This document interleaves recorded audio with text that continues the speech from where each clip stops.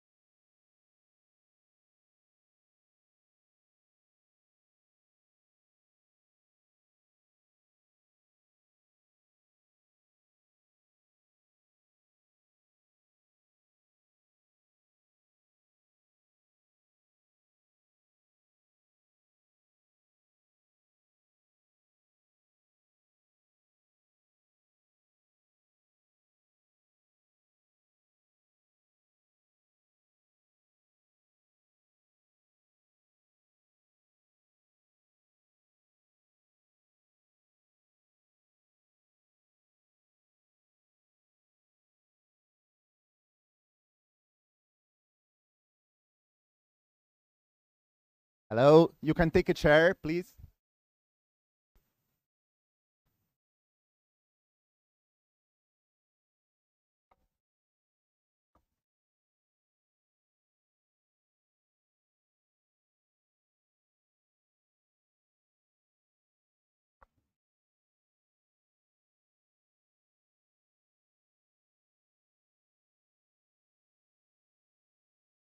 Hello, everybody. Good morning. I'm Stefano Marinelli, member of the Agency for Peacebuilding. I'm happy to welcome you in this beautiful and prestigious venue for the second day of the 7th edition of the Bologna Peacebuilding Forum. The entire forum is conceived to facilitate participation, so connection between participants, between speakers and the audience. So I hope you will take the opportunity to make your voice heard during the Q&A sessions and during the networking opportunities that there will be during the day. It is indeed the second day of the Bologna Peacebuilding Forum. Yesterday there was an inspiring roundtable with the Italian Network for International Mediation. In the afternoon there was the launch of the IP policy paper on strategic foresight and conflict, and tomorrow there will be a youth training with the LARP methodology. I'm briefly introducing the structure of the day, of the planning of today. I am in charge of the timing, so apologize in advance to the chairs and to the speakers if I am to respect the time. There will be at first a welcome address by the president of the agency and director of the Johns Hopkins University, then a keynote speech by Professor Roger. First session of experts on how technology can be of the service of peace. Then we will have lunch, and the second session on regional perspectives on peace and tech, and the final and aperitif. Again, welcome to you, to those of you who join us for the first time. Welcome back to those who have already participated in the forum. Let me just, without further ado, give the floor to the rector of the Johns Hopkins University, Renaud Deus, and to the president of the Agency for Peacebuilding, Selina Del Felice.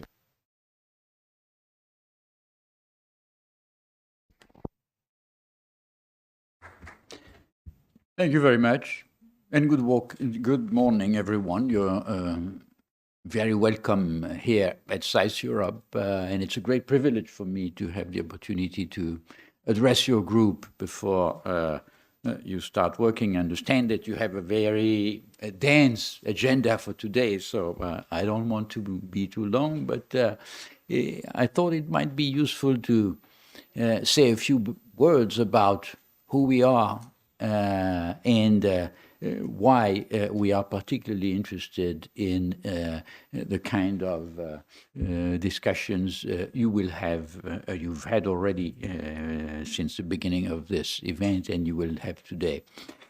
SAIS Europe is a unique institution. It was created actually exactly 70 years ago, 1955. As an overseas outpost for the newly created School for Advanced International Studies that had been established a decade earlier in Washington, D.C. Now think of this.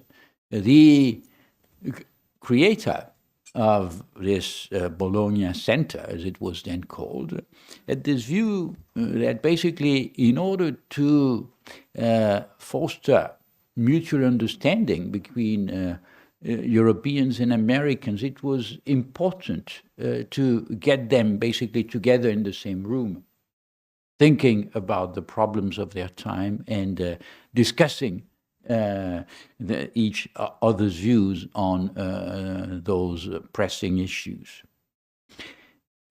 At that time, the very idea of what we call would call today a transnational institution of higher education was without equivalent. Universities were national. The well-known Erasmus program that was created much later by the EU didn't exist.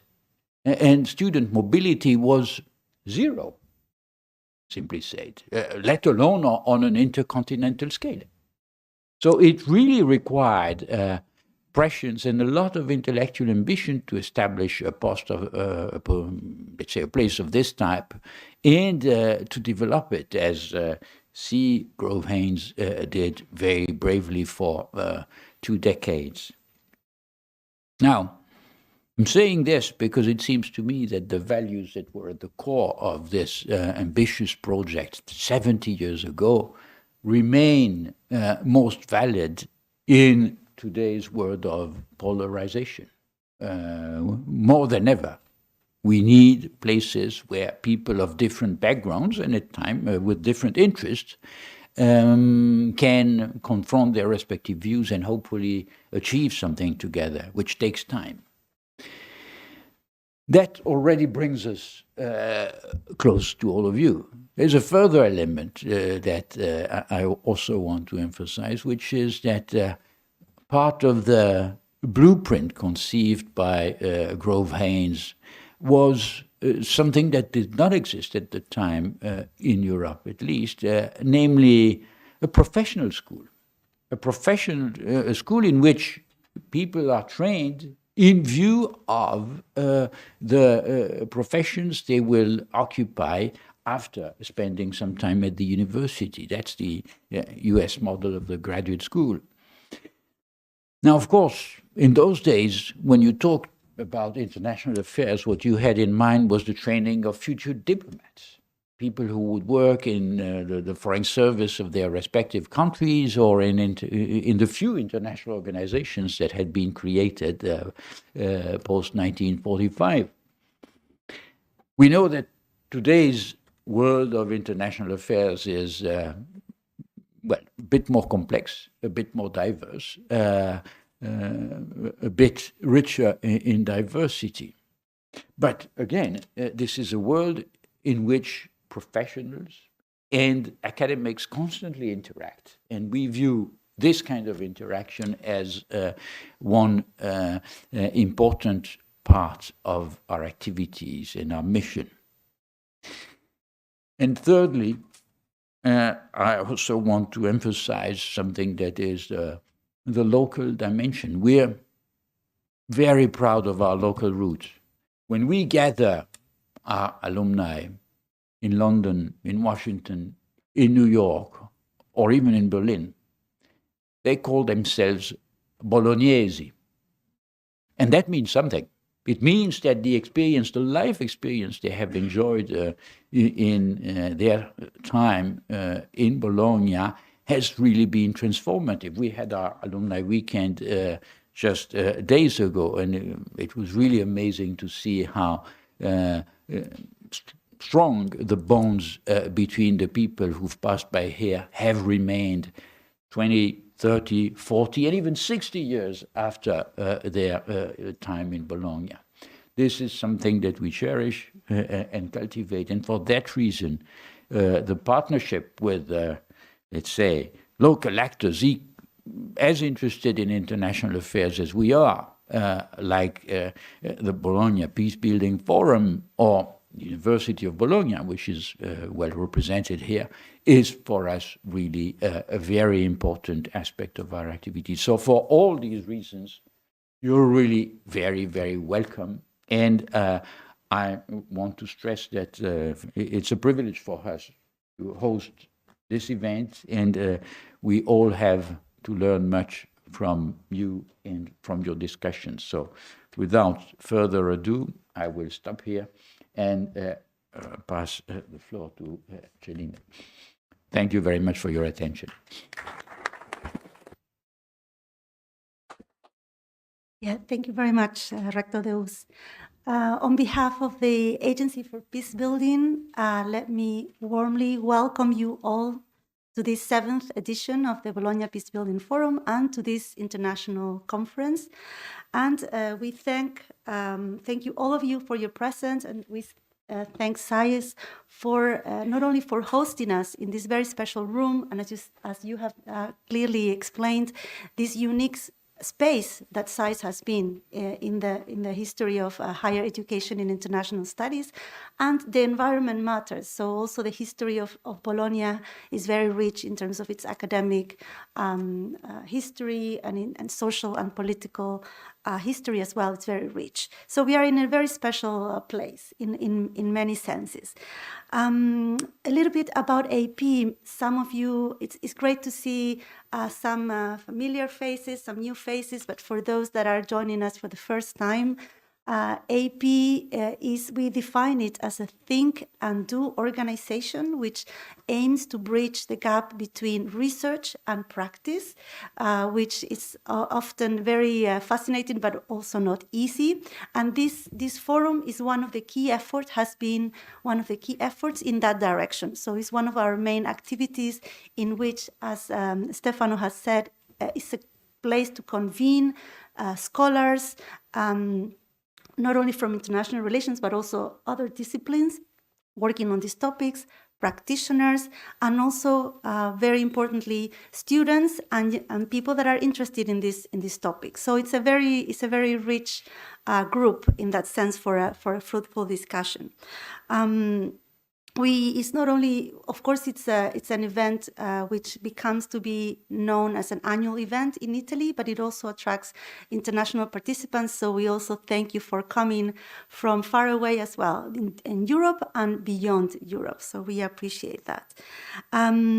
We also meet on the topic at a very unique point in history. And when we started to discuss the topic, what came to my mind, because a couple of months before that discussion, I was in Atapuerca, which is an archaeological site in Spain, and there was an exhibition about human evolution and technology.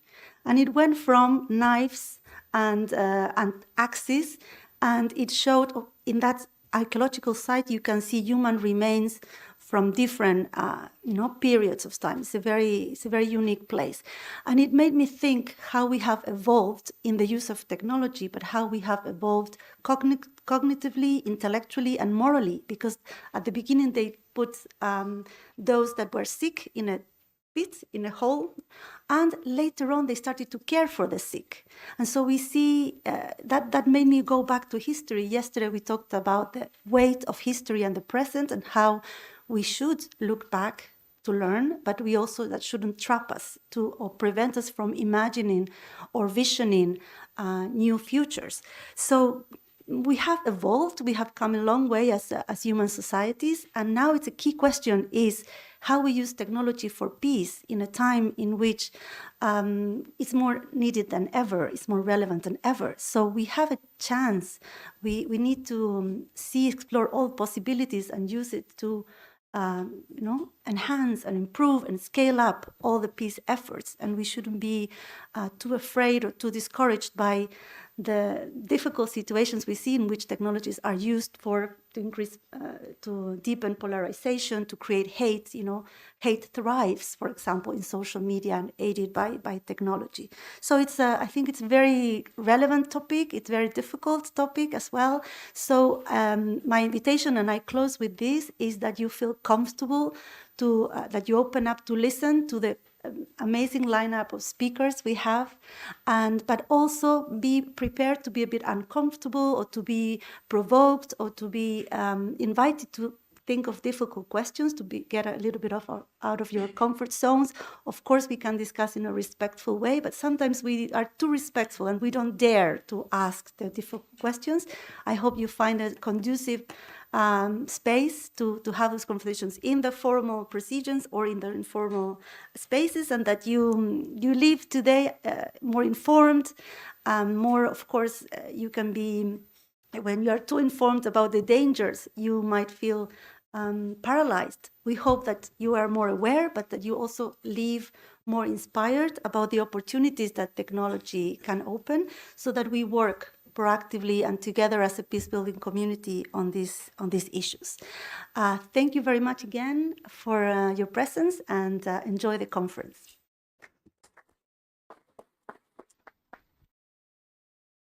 Thank you very much to Renaud de Houst and Selina Del Felice for their inspiring welcoming address. It set very high expectations on the conference today, and I reiterate the invitation to all of you to take the best of it, also in terms of opportunities for participation. It's now time for the keynote speech, so I am honored to introduce pioneering voice on peace building. Professor Roger McGinty is professor at Durham Global Security Institute and the School of Government and International Affairs at Durham University. He co-founded the Everyday Peace Indicators. He is the International Studies Association Peace Studies Section Distinguished Scholar for 2025, and his 2021 book, Everyday Peace, How So-Called Ordinary People Can Disrupt Violent Conflict, published by Oxford University Press, won the prestigious 2025-2022 Ernst Otto Xempiel Award for the best book on peace. So I have the honor and the privilege to give the floor to Professor Roger McGinty.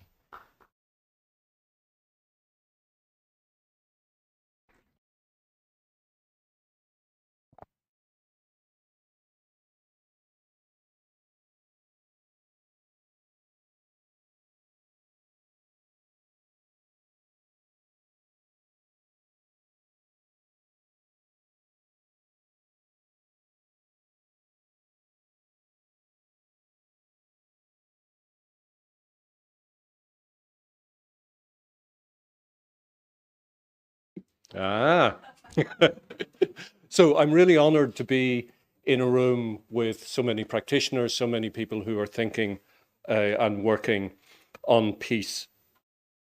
And I think, like everyone else, I'm still trying to work out what our peace landscape looks like. 2 nights ago in Northern Ireland, where I live, I went to get a haircut. As you can imagine, it was a very short experience. But I was chatting to the man who was cutting my hair, and, you know, a barber, it's in the law, it's in the constitution of everyone who cuts your hair.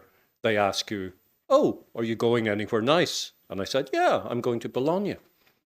Oh, Bologna, what are you doing there? And I said, oh, well, you know, I'm going to talk about the changing peace landscape. And we got chatting.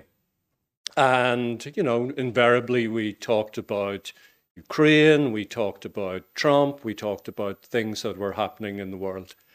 And I said to him, what would you call the international situation at the minute? How would you characterize it? And he thought for a moment, and he said, Roger, it's a shit show. So here I am talking to you about this topic. And I want to organize this in 4 ways, on 4 themes. The main one being fragmentation. The fragmentation of the existing peace system. And then we have new actors emerging. But as we'll see, they aren't quite new. And we have old and new actors coming together to create a hybrid system of peace. And then we have the promise of peace tech. But let's get something out of the way first. And that is, let's not blame Trump for everything. He is at the pinnacle of the attention economy, and what he wants is for all of us to talk about him at all times in all forum. Let's blame him for the things that he is responsible for, and there is a lot. But actually, the key trends in the peace system predate Trump. He's part of it, he's a disruptor, but there are many other disruptors as well. So let's start with the first of these 4 trends, and that's the fragmentation of the rules-based international order. And a preliminary thing to say is that, of course, this rules-based international order worked for some people and it didn't work for others. And one thing that I've noticed in quite a few forums is a romanticization of that rules-based international order. And let's remember that actually that meant war for a lot of people. That meant displacement for a lot of people. It worked for some on the planet, but it didn't work for others. But what we've seen is a very significant fatigue amongst liberal peace actors. Those actors that talked about peace in the last years of the last century and the first decade of this century no longer talk about peace. They no longer invest as much in peace. And certainly they have looked at the investments that they've made in terms of blood and treasure in places like Afghanistan, Iraq, Liberia, Cambodia, and they've seen very poor returns for their money, for their effort. So there's no appetite for boots on the ground. There's no appetite for the peace support or peace interventions that we've seen decades ago. We've seen the rise of alternative non-Western peacemakers, and I'm going to talk about that in a few moments. And crucially, we've seen liberal peace actors leave the field of peacemaking. We've seen those actors that invested heavily in terms of energy, in terms of words, in terms of resources into peace. We've seen them leave the field. And of course, nature dislikes a vacuum. And vacuums are going to be filled by other actors. And also, we see the greater prominence of seemingly insurmountable obstacles or challenges. We see environmental issues. And of course, we're all still flying. We see migration. Increasingly, it's termed as a threat. We see stagflation, reasonably high levels of inflation and low levels of growth. We see demographic challenges with countries, in a sense, in a Malthusian sense, not replenishing their own population. And few people seem to have an answer to these issues. And crucially, what is absent from so many European and other capitals is optimism, is a sense that change can be mastered, that change can be directed for the public good. If you look at European leaders at the moment, frankly, most of them are in a prone position. They're in the brace position. They're managing decline. Contrast that with the last years of the last century and the first decade of this century, in which, whether we liked it or not, there was a can-do attitude amongst Western leaders. There was an attitude that challenges were to be met and overcome. That liberal optimism is no longer there. And don't mistake this for a nostalgia for the liberal peace, but that can-do attitude does not seem to be there anymore. And that has filtered into the peace landscape and organizations that are working for peace. So just to continue on this theme of fragmentation of the peace order, we've seen the deliberate sidelining of the United Nations. The United Nations is simply the sum of its parts. And if leading states do not want the UN to have a prominent position, they work for that goal. And they have been working for that goal. Perhaps most of us in this room have to think for a second or two to recall the name of the UN Secretary General. In past eras, we didn't have to do that. The name was on the tips of our tongue. We have no new peacekeeping operations. In fact, we've got a decline in the number of UN peacekeeping operations. We've seen the US withdrawal from the World Health Organization. I mean, think of that. Just a few years after the pandemic, And a key lesson of the pandemic was we needed joined up health monitoring systems. The US withdraws from it. But let's not blame this decline solely on the US. Last month, Poland and the Baltic states withdrew from the Ottawa Treaty.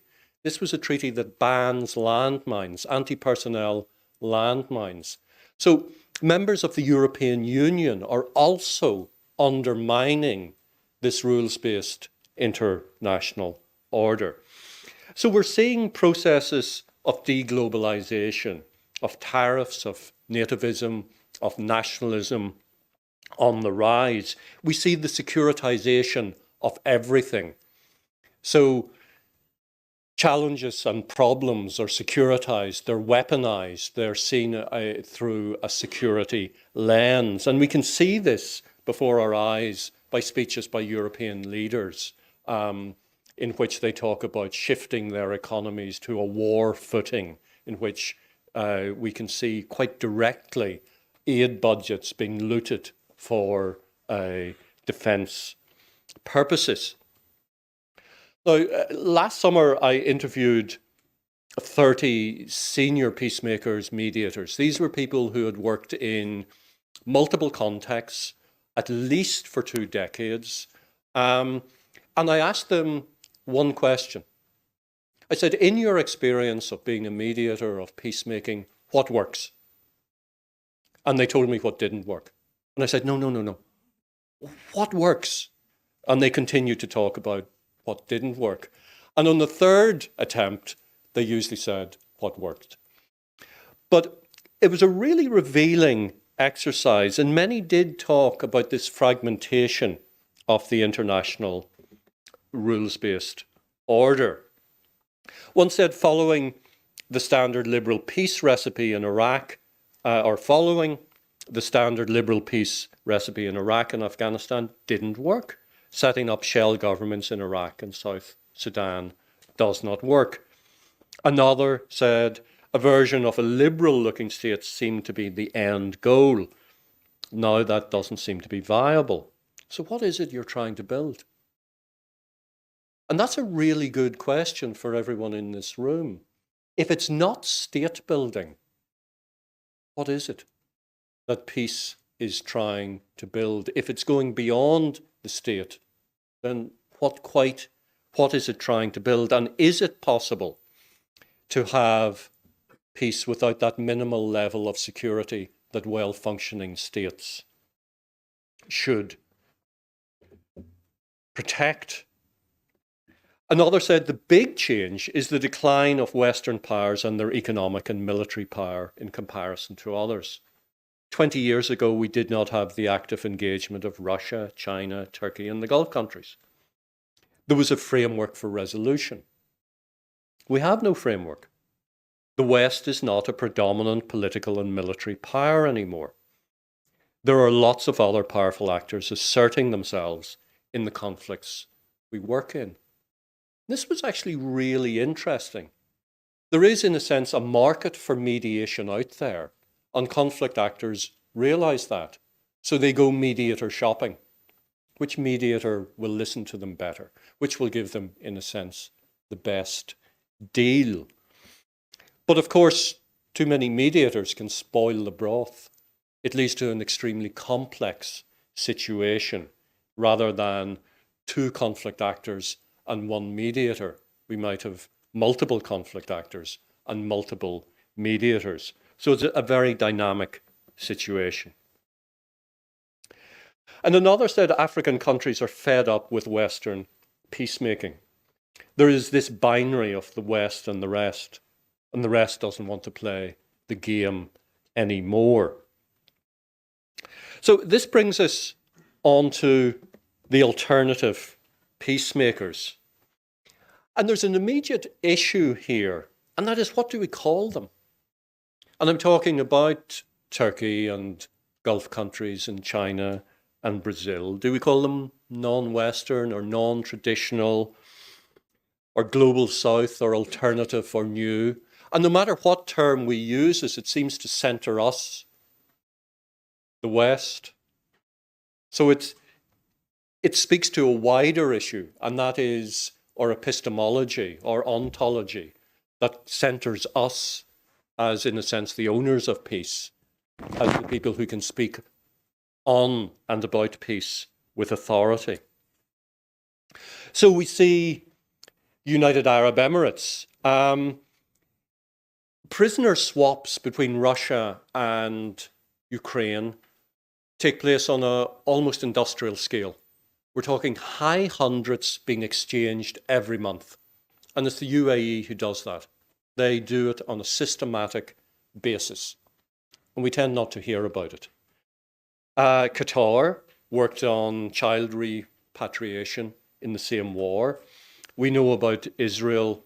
Sorry, I'm not making a point by not capitalizing Israel. I've just noticed that is simply a spelling mistake on my part. We see Qatar working in relation to Israel, Hamas. We see Oman working in relation to the US and Iran. Brazil and China came up with a peace plan for Ukraine. We saw 2 summers ago an African peace mission to Moscow and Kyiv. And it was quite interesting, the media commentary on that African peace mission, in which a number of African leaders travelled together with a peace plan. And the commentary in the Western news sites was very snooty, was very condescending. I said, what do these Africans know? They know nothing about the context. They've got enough problems in their own backyard. They should look in their own backyard before trying to solve other problems. They're trying to distract attention from national problems. This is simply a photo opportunity and an ego trip. And I read those criticisms and I thought, well, those are exactly the same things that people said about European mediators in the former Yugoslavia and in many other contexts. But the key point is that the world of mediation, the world of peacemaking, is shifting eastwards. It's shifting away from those traditional places. I'm not saying it's shifting completely. There's lots and lots of good work, good people, good organizations working in Europe and North America and elsewhere. But there is this shift, and I'm not quite sure that everybody gets it. And much of this mediation is very passive. They wait until they're asked. They do it very quietly. And it also has a passive time scale. In other words, they're not beholden to the deadline. They're not beholden to the budget or the project cycle. And also, and this is a key question facing, I think, many of us in this room, often there is no discernible normative or ideological baggage associated with this peacemaking and mediation.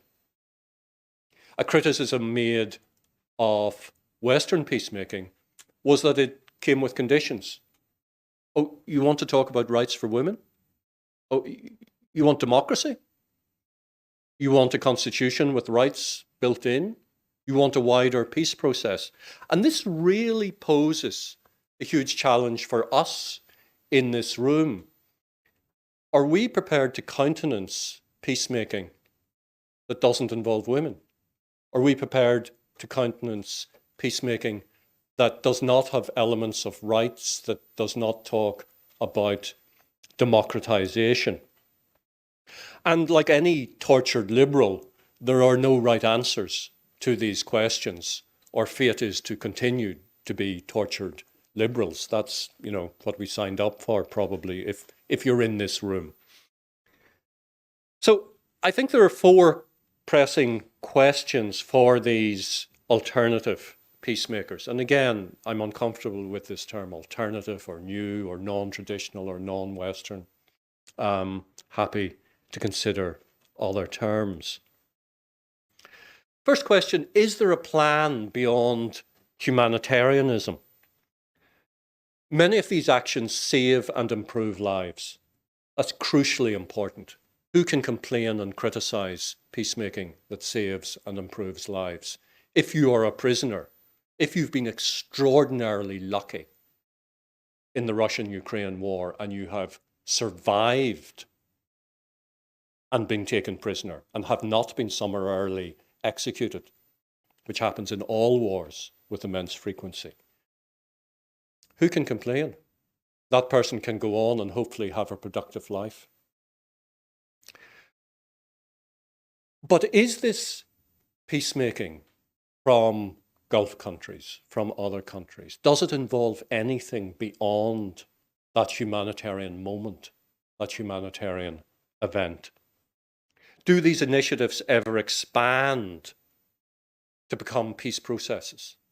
Something broader that actually wants to move beyond the humanitarian moment to think about a peace plan and a peace process that perhaps is participatory, that involves a new political dispensation, a political dispensation that goes some way to managing the root cause of the conflict. And in this peacemaking, what is the role for rights and emancipation? Is there space for women? Is there space for young people? Is there space for minorities? And also, is this a system that we're seeing emerging? Or is it simply, is it like freestyle jazz, in which every instrument is playing on its own? And at some stage with freestyle jazz, you listen to it for the first 2 minutes on the radio and you think, oh, that's quite interesting. By minute 4, you think it's some sort of CIA torture technique and you need to turn it off because it's just, ear-splitting and hurtful. So is this joined up? Can we call it a system? Or is it everyone doing their own thing? And then the third of these trends, we're seeing a hybrid system. Not so much hybrid in the sense of two coming together to form one, but a peace space that is populated by multiple actors working side by side. We see an old or established peace system and an emerging peace system occupying the same space. And the question is, can they collaborate? Can they cooperate? Can they work together? Can they bring complementary things to the table? Can they work well together with their individual skill sets? Or are we seeing competition? And competition that is non-productive. As I said earlier, we can see some mediator shopping. So this is very much a work in progress. It's dynamic, and the sketch that I've given of this emerging system is by no means comprehensive. And then peace tech, and I'm aware peace tech is a subject of today. I'm aware there are peace techers in the room, but there is a question. Is this Tech Bros for Peace, or is it a genuine addition to the peace-building toolkit? Sure, there are opportunities with peace tech, but there are also challenges. And possibly many of us are somewhere between being peace tech boosters. Yeah, we all love new shiny things. Bring us to the new shiny thing. But many of us have skepticism as well.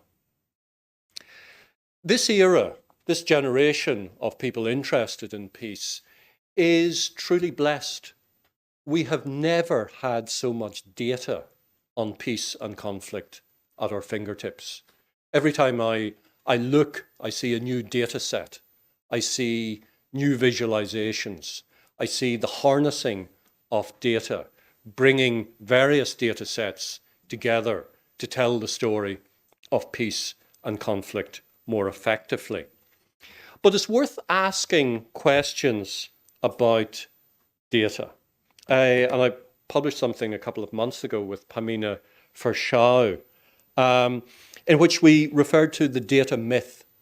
And there is a sense, I think, at the moment, and it's a real challenge for many of us in this room, that somehow we can data our way out of conflict.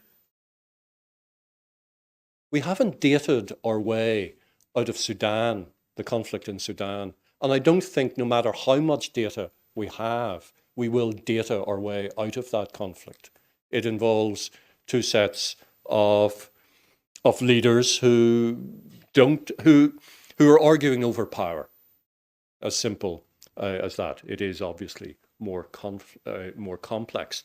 But the data myth to me is the fetishization of certain aspects of data. The fetishization that if we have enough objective data, then we can rationally solve conflict. Well, I'm sorry, but in conflict situations, it's very difficult to find objective data. Data becomes another resource that is fought over.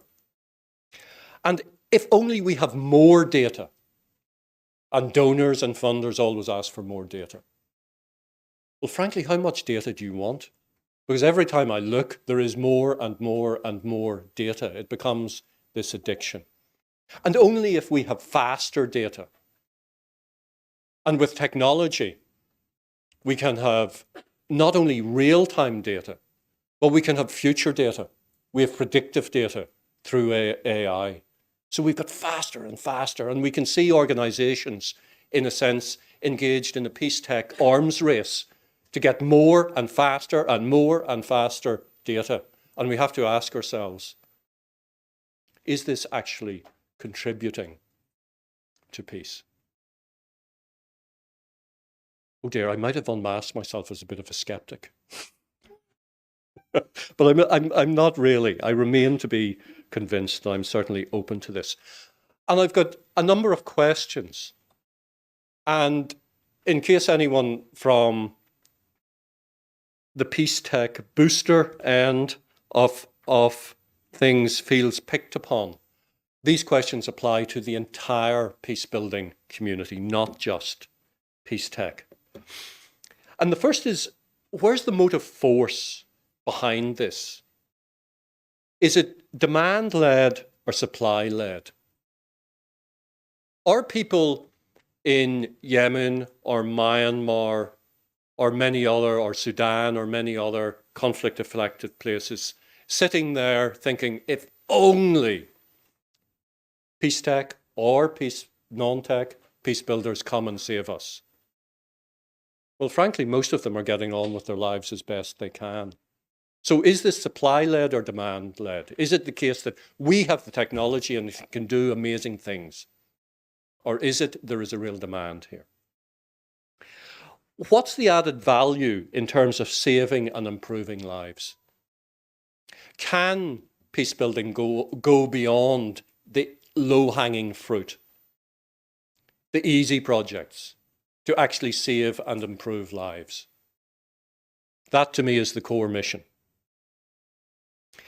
Is it emancipatory, or does it reinforce existing power hierarchies? And remember, these questions are for the entire peace-building community, not just peace tech. And can it complement other more human approaches to peace? Can it complement, and I say this with an emphasis on peace being about relationships, peace being about social harmony, peace being about societies finding their own level, societies finding ways of working, of getting the kids to school, of getting food onto the table. So, to conclude, and from the quotations from the interviews I carried out last summer, one person said, there's disagreement on the ambition of what peace is. It's increasingly diverse and complicated. So do we actually know what this peace thing is that we're trying to achieve? And one person said, conflict actors are working hard to avoid being cornered into peace negotiations, certainly of the type we had in the 1990s. The contemporary international environment gives them resources. And when I think about it, much of the vernacular, much of the practices of peace building come from that moment of the 1990s and the first decade of this century. And we have to ask ourselves if the peace building playbook that we have at the moment has actually been updated enough, if it is fit for purpose for a different era. Or are we using a toolkit that was fit for purpose a generation ago? Have we got, in a sense, the right toolkit for the changing nature of conflict? So where now for peace? Well, can the different, like a coward, I'm going to end with questions, and in my own defense, I think this situation is just so dynamic that it's very difficult to conclude in a definitive way. But let's ask ourselves, can these different actors work together? Can we find these peace coalitions that will be effective, that will involve old and apparently new, Western and non-Western, event-based and process-based? Can peace mean anything more than humanitarianism? We seem to be in an era in which emancipation, rights, democracy seems quite unpopular. Do look at the speeches given by people like Tony Blair and Bill Clinton and think of them what you like, but at least they did talk about human rights and democracy. Look at speeches by world leaders at the moment. They don't talk about democracy and they don't talk about human rights. They talk about security. And finally, is this era of peace processes over? Or are we in this peace post-process era? The last major peace accord was Colombia in 2016. So is it worth recalibrating our thinking about peace? Perhaps we have to become much more dynamic, much more nimble. We have to leave behind that playbook from 1992 on the agenda for peace, and we need to update that. I know there is, from the UN, a new agenda for peace, but maybe we need an even more updated one. Let me leave it there. We're all trying to work this out, but thank you very much for your patience.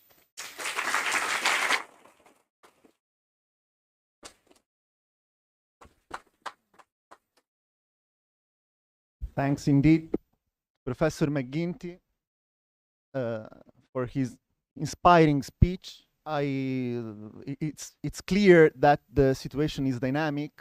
The initial anecdote about the barber made me think that the last time I got a haircut, it was, as you can imagine, several years ago. And there was the impression at the time that democracy, that human rights, that peace was actually a positive thing, even among barbers in conversations we had there. Whereas now it's possibly no longer like that. And maybe the cultural consensus on principles like democracy, human rights, and especially peace makes now a difference on how things are going and explains why there is now a shift to alternative peacemakers. So, it's a bit awkward now to introduce a session of questions and answers because Professor McGuinty surprised us with a long list of questions that are very thought-provoking. It's a lot of food for thought. So I hope that they will inspire also speakers to try to give a response to this long list of very difficult questions. Our volunteers here have the time to get a couple of questions. So if you want to intervene, please raise your hand and try to be concise so that we can give the floor to as many people as possible. Dr. Hi, thank you. I'm Evelyn Pauls. I'm with AP and the Berker Foundation.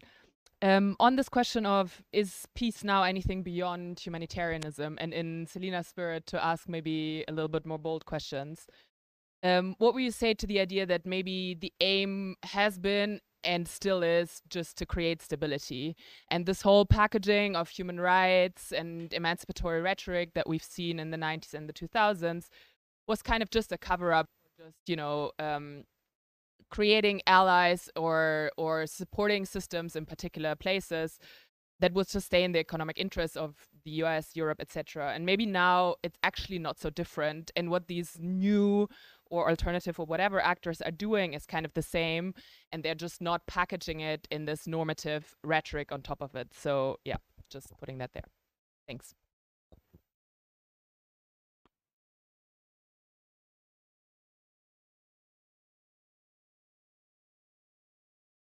Well, first of all, thank you, Roger, for the inspiring presentation and thought-provoking as always.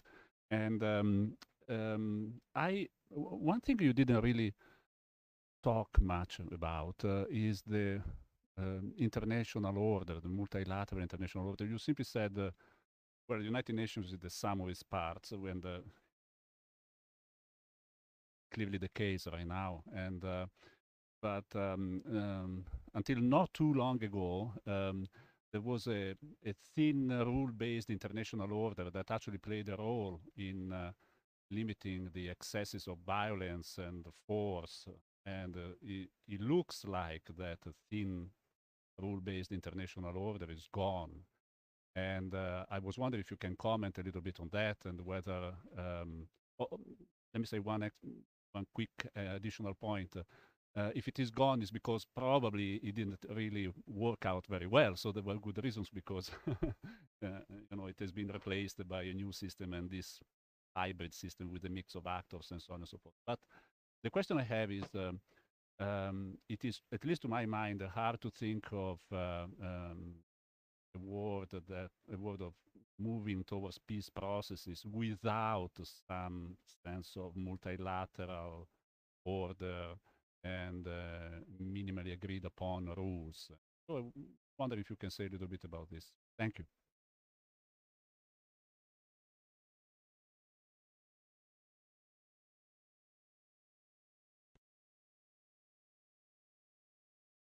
Hi, thank you. That was a really enlightening talk. I'm Sakshi. I come from India, so I'm going to talk about what's happening right now, obviously.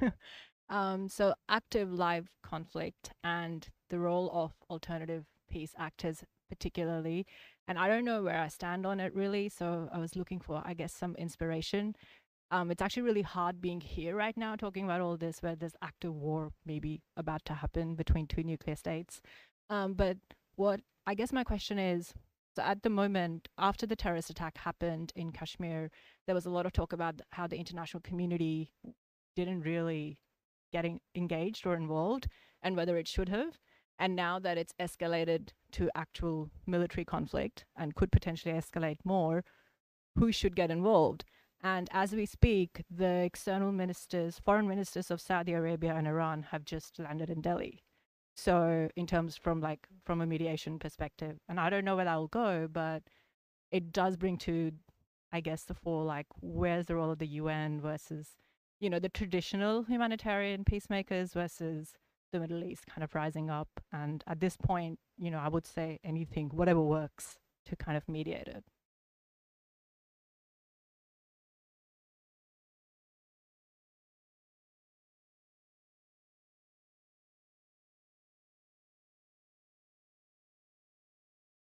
Thank you very much. My name is Francesco. I work for the United Nations. So many questions that I would actually have. Really interesting, by the way you actually explain and detail this, allow me to say, shit show, as the barber said. There's one question that I will choose because I think somebody else asked already about the United Nations. What is the role in all of this? I think we are a little bit, like, this is something that I would like to listen about the role of corporations, especially in the new peace building. especially when we talk about tech. Because one of the reasons why states might be a little bit less interesting is because factually they are actually losing authorities. And if you look at some of this, I mean, needless to say, when the new US administration was actually inaugurated, we know who was sitting there in the first line, right? It was quite clear. And if you look at Meta, Facebook, and all these companies, Amazon too, we are starting to have well, they have always had for a long time public affairs positions, including here in Italy, okay, trying to influence the decision-making system. And we are not talking about it. It's happening. It's happening with Airbnb, for example. And I see a big role they could actually, drones, for example. There are so many interesting things there. And I think it's important that here we talk about that as well, because they might be the ones that set the agenda in the future if they are not already doing so. Thank you.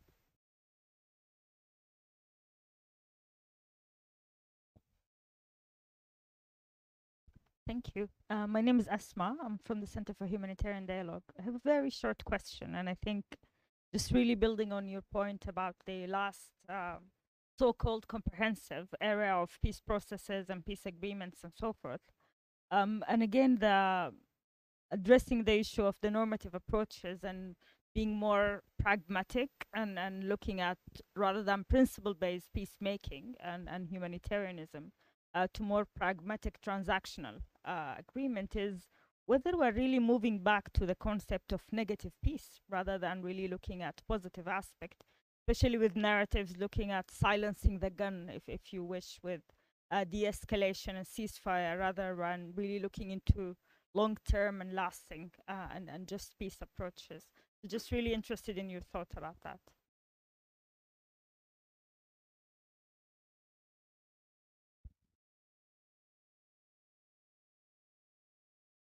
Thank you very much. My name is Banem. I'm working for the UN.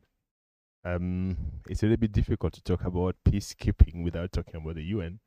That's why I'm coming here to ask this question. You know, in some ways, the UN system has been considered for a long time now as a useless thing, because in terms of peacekeeping. And I don't know whether the system within the UN is not conducive to that.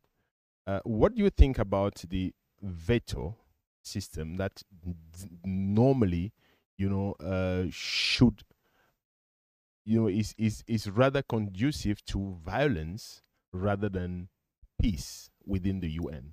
Do we think that the actual configuration of the UN is conducive to peace or to violence? Thank you.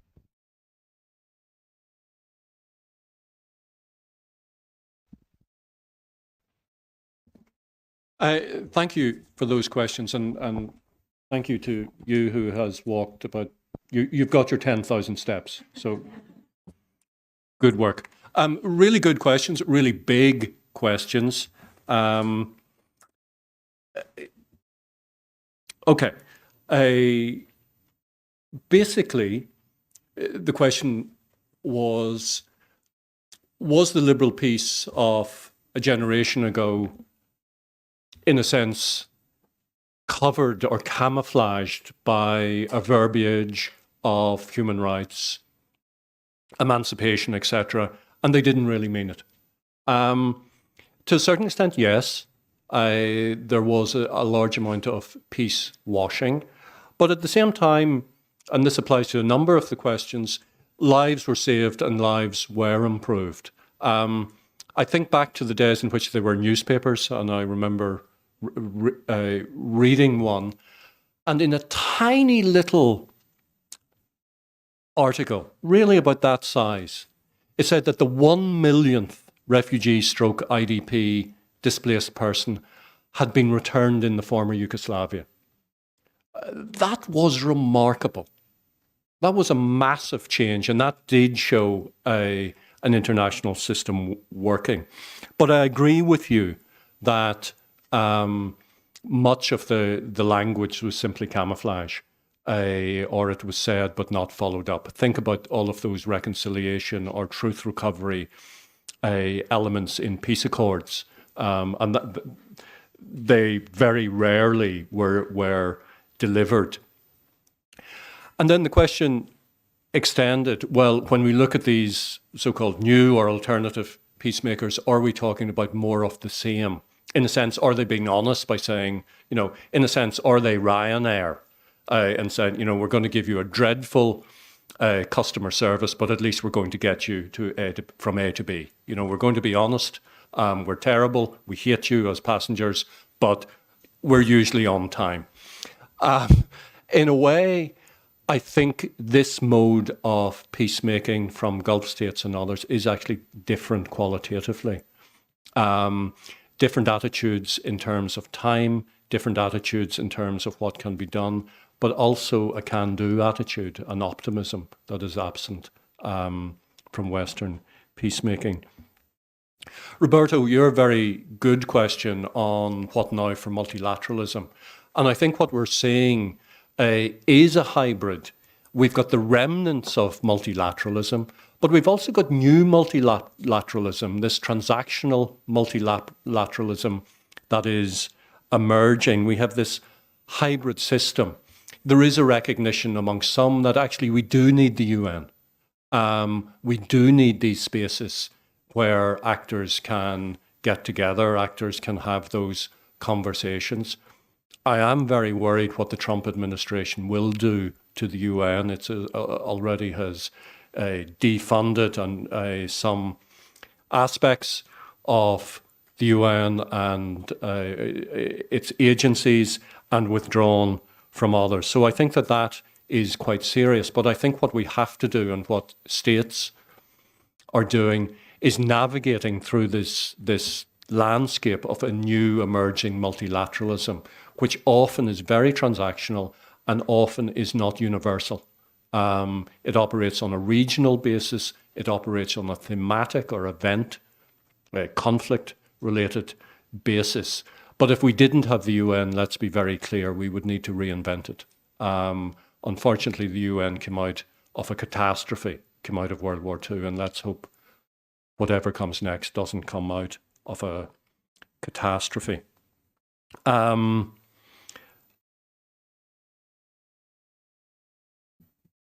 Yes, I may be missing some questions, so apologies on that. My note-taking is quite poor. Francesco, you asked about the role of corporations. I think a major conflict for the 21st century will have three actors, and that is the conflict over data. And the three actors are individuals, governments, and corporations. And what we've seen in the United States at least, but also in other polities, how governments have caved very quickly in face of large corporations who harvest our data, who own our data and who see us as data. And when you think about the social contract says that we give some of our rights and loyalty to the state if the state protects us. But if the state fails to protect us, if the state does not protect our data, and if the state does not give us things, why should we give it any loyalty? Why should we pay taxes to it? And I think this is a key conflict that we're going to see over this century. But it will require some sort of fight back from governments and from individuals. At the minute, it's 1-0 to corporations. So this one is to be watched. In terms of India, Pakistan, and it was such good news to wake up that two nuclear-armed countries have decided to initiate military action against one another. But who should become involved? Well, both are members of the United Nations. Both. Yes, they are members of the United Nations. So the system is there. Whether they want to use it or not is very much up to them. It's very noticeable that despite both being large countries, both being powerful countries, particularly India with its booming economy, they still look for top cover from either the United States or China. And that to me is quite interesting, that these states probably wouldn't act unless they had a secret phone call to a large White House saying, be warned, this is going to happen. Quite interesting, and this gets to a question of the United Nations and its structures. Would India actually want a seat on a UN Security Council? Why would it actually want that? Because that brings responsibility. It's actually quite content to be the biggest fish in its regional pond. Why would it want to join a already dysfunctional UN Security Council? So I think it's probably quite happy to be the regional power without invoking the UN. And if the UN, of course, was functional, if it was working well, then it may want to join. So it's a long-winded way of answering the question of whether the UN is a peace-supporting or, in a sense, conflict-reinforcing organization. Well, there are different UNs, and there are different parts of the UN. Quite clearly, the Security Council, which is based on a World War II outcome, is completely dysfunctional, but it will not change. Those states who have power will not, like turkeys, vote for Christmas.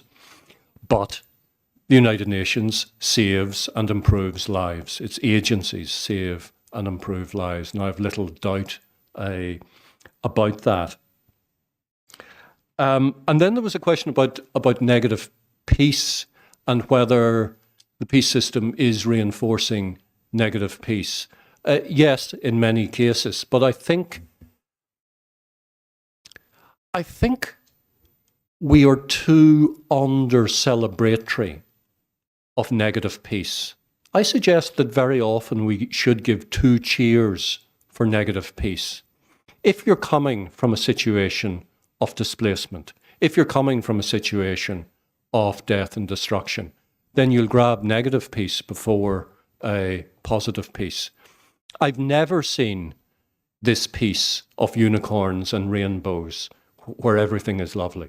And I'm not entirely sure that neoliberalism will ever allow that world of unicorns and rainbows. We will always live in a world of inequality, of shortage. And, you know, isn't it crazy as human beings we have to work for a living? Surely there should be a better way of spending our time. But that is the human reality. That is how we've constructed society. So possibly negative peace in some form of social democratic format is the best we can hope for. I think that has answered all of the questions, but I apologize if I've missed any. And let me finish this round of answers, or possibly all of the answers, by saying I don't think we should be too negative. We do have a peace system. We do have huge numbers of people working for peace, both in NGOs, INGOs, but also in communities. I think there's a sense that we overlook the biggest cohort of peacemakers on the planet. And those are moms and dads and aunties and youth workers and people who give each of us our moral code. The biggest peace movement on the planet is around everybody's kitchen table or dining room table, because that's where we learn about politics, and that's where we get our moral code. And I think one of the great fictions of our time is that we believe political parties are more important than they are, and political leaders are more important than they are. It's actually individuals, communities, and families that are the largest and most successful peace organizations on our planet. And they're also the funniest as well.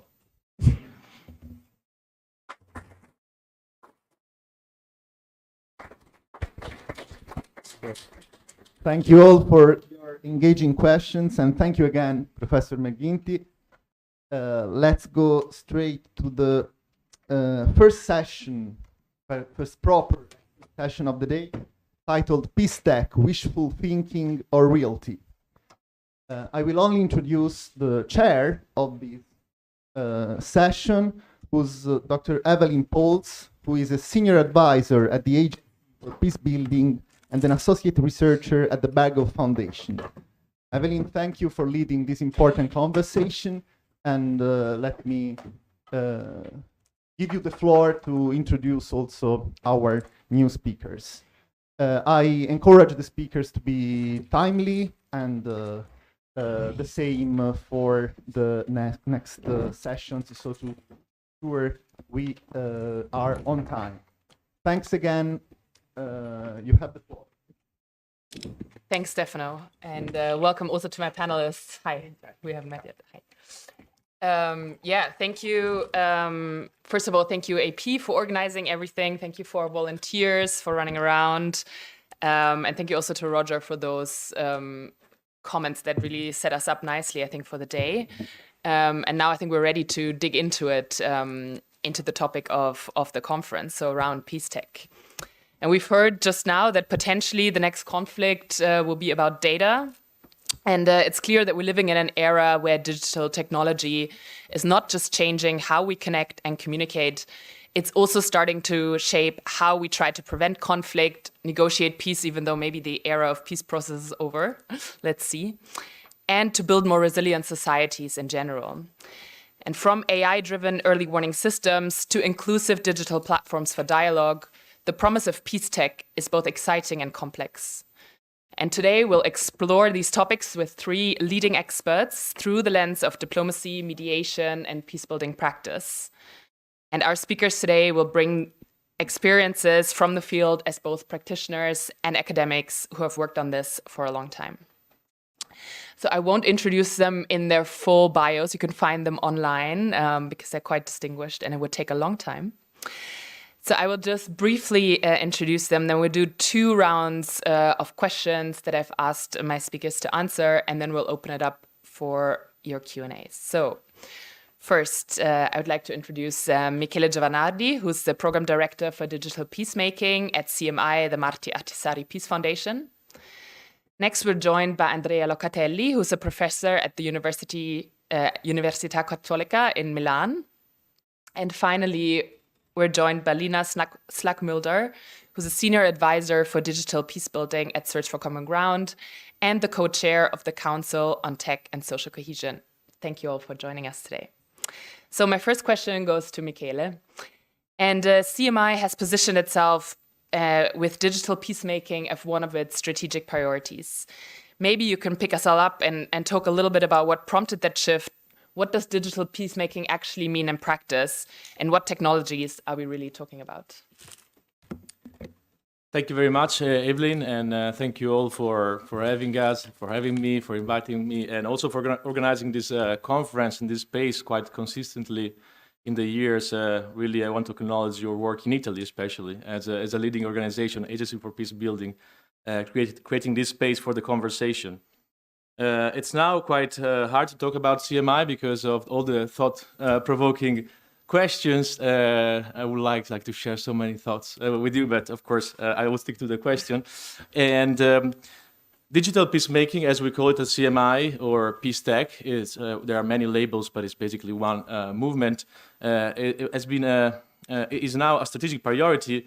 But before being a strategic priority at CMI, Marti Ahtisaari Peace Foundation was a practice. So CMI was founded by a former president of Finland and Nobel Peace Prize, Marti Ahtisaari, in the year 2000. So it has quite a long track record of work in peace mediation and dialogue. And Marti himself, admittedly, was not very tech savvy, but he understood very well the role of the digital dimension. And even before his role as a president and a leading person at CMI, it was driving much of the digital transformation within the UN. So he always understood this, this dimension was very important, and we had to keep pace. And we started. They started because, of course, I wasn't even. I was very young, with including digital methodologies at CMI pretty early. And by seeing the value of this in their work, they then after that they will they establish that as a strategic priority, which means that we are constantly investing in innovating in this space.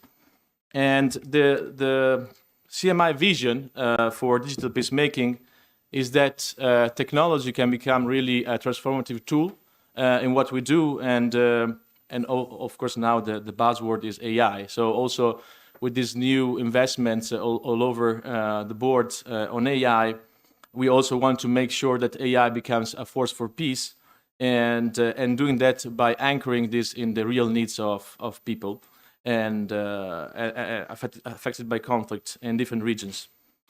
And of course, we also follow an approach at CMI where what we do is always complementary, and it is always, the peace process is always owned by the conflict parties, and we're just there to support and to enhance the process. And what we do is always like driven by needs. So in the question of, are we doing this just because it's cool, tech is the new thing? No, actually, it's something that always comes from the regional teams and from the local actors. So our work, after this kind of introduction about CMI, it's specifically on digital peacemaking, goes around different areas, and I can mention at least 3 or 4 different areas. We have an area of digital inclusion, so we use technology to reach more people or to overcome geographical barriers, and we do that with different tools to gather information from the local actors and stakeholders, and from low-tech tools, but also now, for instance, recently in 2023, we used this tool called Remesh AI that also the UN and other organizations have been using. It allows you to talk to several people at the same time and gather information quite extensively and with a depth of knowledge on to what's their opinion, their feedback, their priorities within a certain process or conflict. The second area is future-oriented dialogues and foresight. Foresight is about thinking of the future of a certain process or the central country or situation in the next 5, 10, or 15 years. And this helps a lot in, let's say, moving the conflict parties beyond the issues they don't agree on in the present, and thinking of the future of the country on different areas and topics. And to use that, we use technology as well. So we use this Inclus platform, which is now a private company, but it was built within CMI. And what this technology does is that everyone in a room like this would not only just raise our hands or talk, but you would have a phone, and you will give feedback, and this feedback is mapped out, and it's on a priority map, and all the different topics or risks are mapped out, and you can start a conversation around that, and this flattens a little bit the power dynamics in the room. Everyone has a chance to see their opinion represented, and how distant is that from each other statement or opinion. And we do with this methodology, we build this foresight exercise where we develop a vision again for the process that can be used later on. And then we have a whole work around AI and how we can use AI in our mediation work to support our mediation. And this goes from conflict analysis. So AI, of course, can analyze data from social media, from news outlets, but also from your reports, your own work. So how do we use that in our work? That's an area of exploration and use. And we use extensively AI in digital consultation. So we have this WhatsApp bot that also other organizations are using, where our stakeholders can basically talk to us through vocal messages or even chat, and I can explain better later how this works. And AI would help organize this vast amount of feedback you get. So just our team could never like analyze all these different inputs, so you can have like more representation, but also more depth into what you get. And across all these dimensions, we work, of course, also on the security element and risk mitigation. So we have several initiatives to make sure this is used responsibly. But our niche is really about innovation. So how everyone is using technology, everyone is using AI.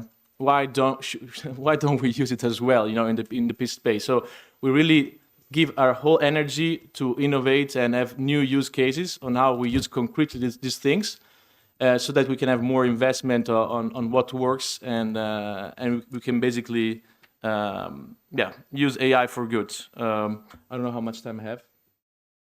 You can take a couple minutes.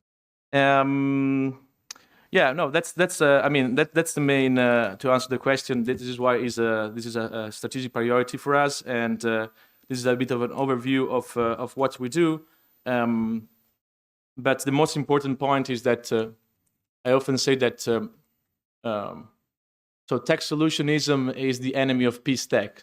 So in a sense, it needs to be very clear and important that having technology for peace is not useful if you don't have a good process design or a good political process to attach the technology to it. So it's an enhancer of a human effort. So it supports and augments and makes faster and easier what we do. So we observe that it changes the dynamic in the room, it changes the work of our mediators, it makes it better, faster, more effective, but it will never work. So there's this idea that if you throw tech at something, and it will solve a problem that we haven't been able to solve in years, as the professor said, you know, this datafication kind of idea. Not our approach. So there's a need, there's a trust, network of trust that we build in advance in years, and you're only able to use tech because people trust you, and of course they believe you will not use the data they give to you for bad things, or they trust the process, they trust what they say, it's attached to a political process, and their voice will be heard and will count. So I wanted to end by stressing this human-machine interaction point. So it's always important to keep in mind, otherwise we should not even talk about peace tech. Thank you so much for those comments. And yeah, I think that last point that you mentioned, I think is probably shared in sentiment by a lot of people also in the room. Next, I want to come to Andrea and hear about maybe different kinds of actors who are also getting engaged in the digital sort of peacemaking field, which are more traditional, let's say, state diplomatic actors, right? So you've been working on digital diplomacy and how that might be reshaping sort of traditional diplomatic norms. And I also want to ask you, what digital tools or platforms, from your perspective, would have the most potential in diplomatic engagements in conflict-affected settings, whether in prevention, peace processes, or post-conflict reconciliation? Yeah, thank you. First of all, thank you so much for the invitation. I would say that a disclaimer is in order, because digital diplomacy is not something new. I mean, there is something going on, at least in the past 20 years, but there's still some debate on whether it is a revolution calling us to develop new theories, new approaches, or it is just a technical adjustment, you know, just practices that are evolving simply because diplomats need to get technological savvy. But I would say that we can also craft a middle ground, you know, a camp that I will just stick to and say that there is something going on. We don't need a theoretical revolution, that is not exclusive of diplomacy, but we need to understand the impact that new technologies will have, but the impact will be somehow mediated by the ingenuity, creativity of diplomats themselves. So just to answer your question, and spoiler, my take on digital diplomacy and peace, that we still have a missed opportunity. There is a lot of work that we can do. Let me start with the definition of what is digital diplomacy, and I'd like to read the one that is available in the latest version of the Oxford Digital Diplomacy Handbook that I would suggest to all students. It's just a 845 pages book, so easy reading. Let me read it with you. Digital diplomacy is the use of digital technologies, and we're going to see them in a while, by Minister of Foreign Affairs and international organizations to communicate with each other and the general public, conduct diplomacy, and advance their foreign policy goals. So I will call it a very conservative definition, and a definition that misses part of the innovation. Why? First and foremost, because the only actors that are studied by digital diplomacy are diplomats, so states, bureaucrats, as they are, and international organizations.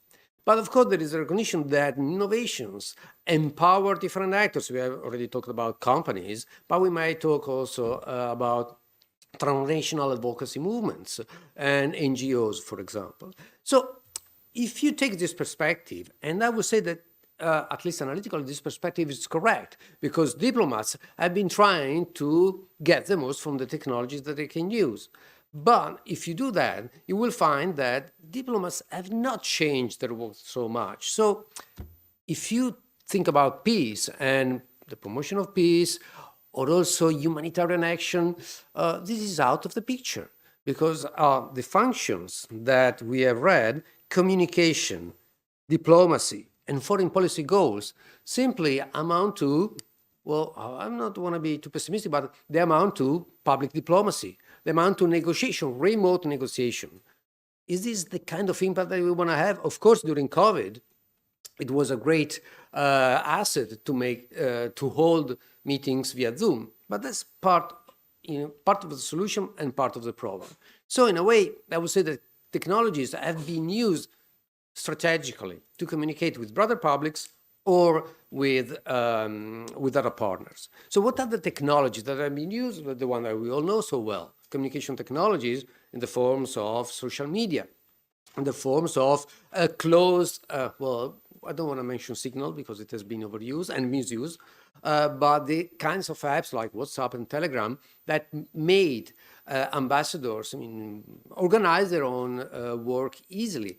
And artificial intelligence, as mentioned, is also part of the picture, especially when it comes to functions that relate to OSINT, open source intelligence. How do we get information? And the main case study in the laboratory was the Arab Springs a dozen years ago. We could see coming just by looking, performing sentiment analysis on the web.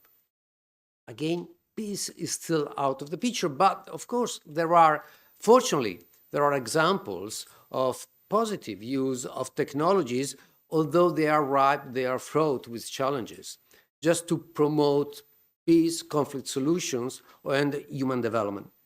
And I will say that blockchain, in my view, holds some potential.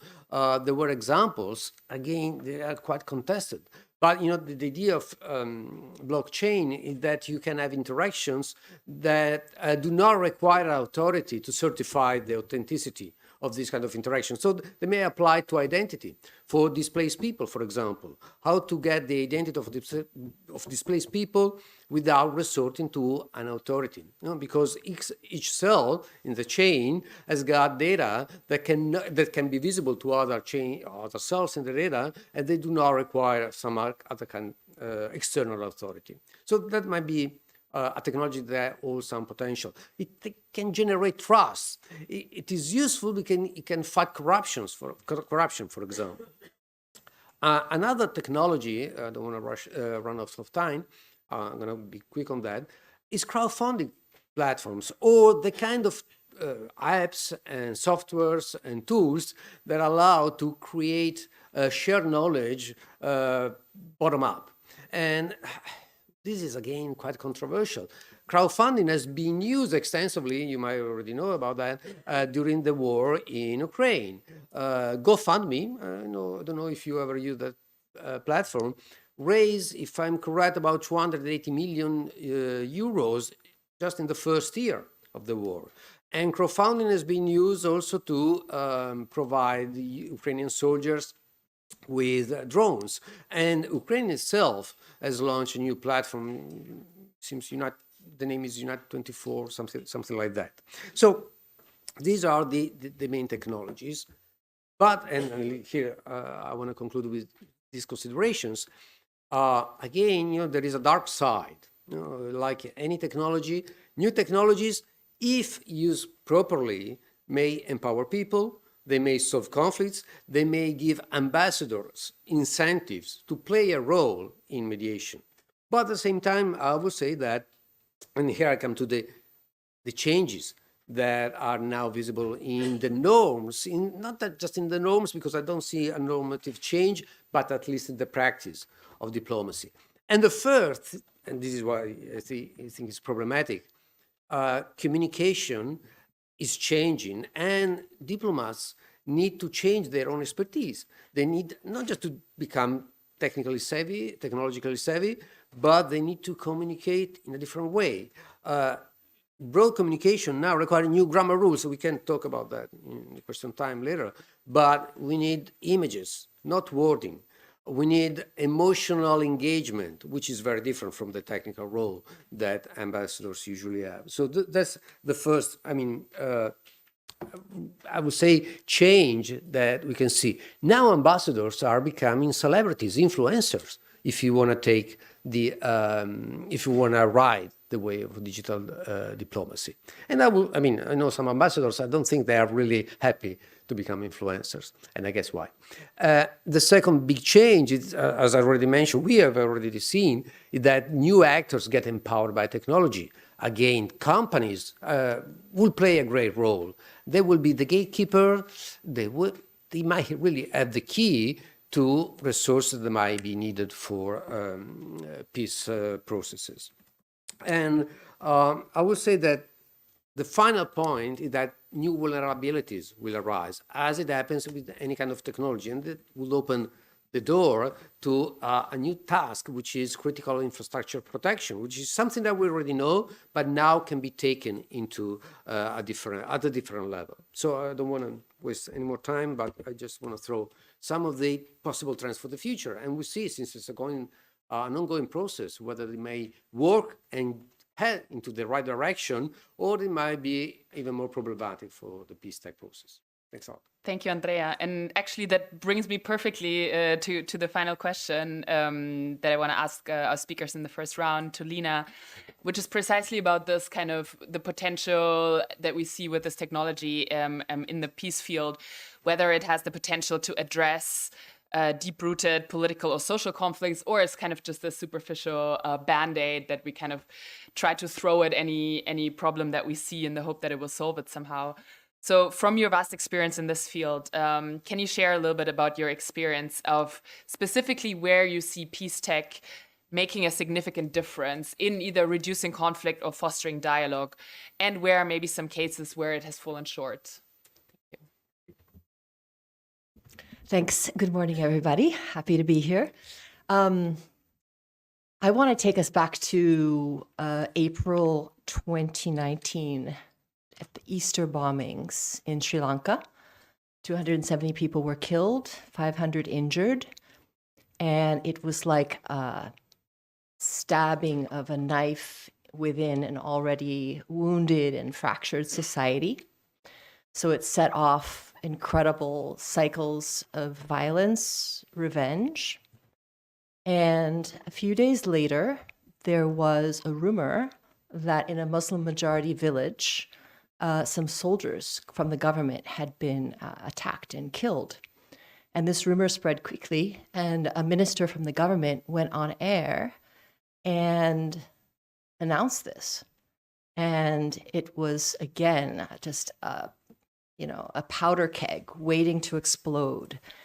And at that time, Search for Common Ground had started to pilot something with what we then called group admins, people who were had set up online groups about cooking and fashion and sports and celebrities and all that gossip news in Sri Lanka.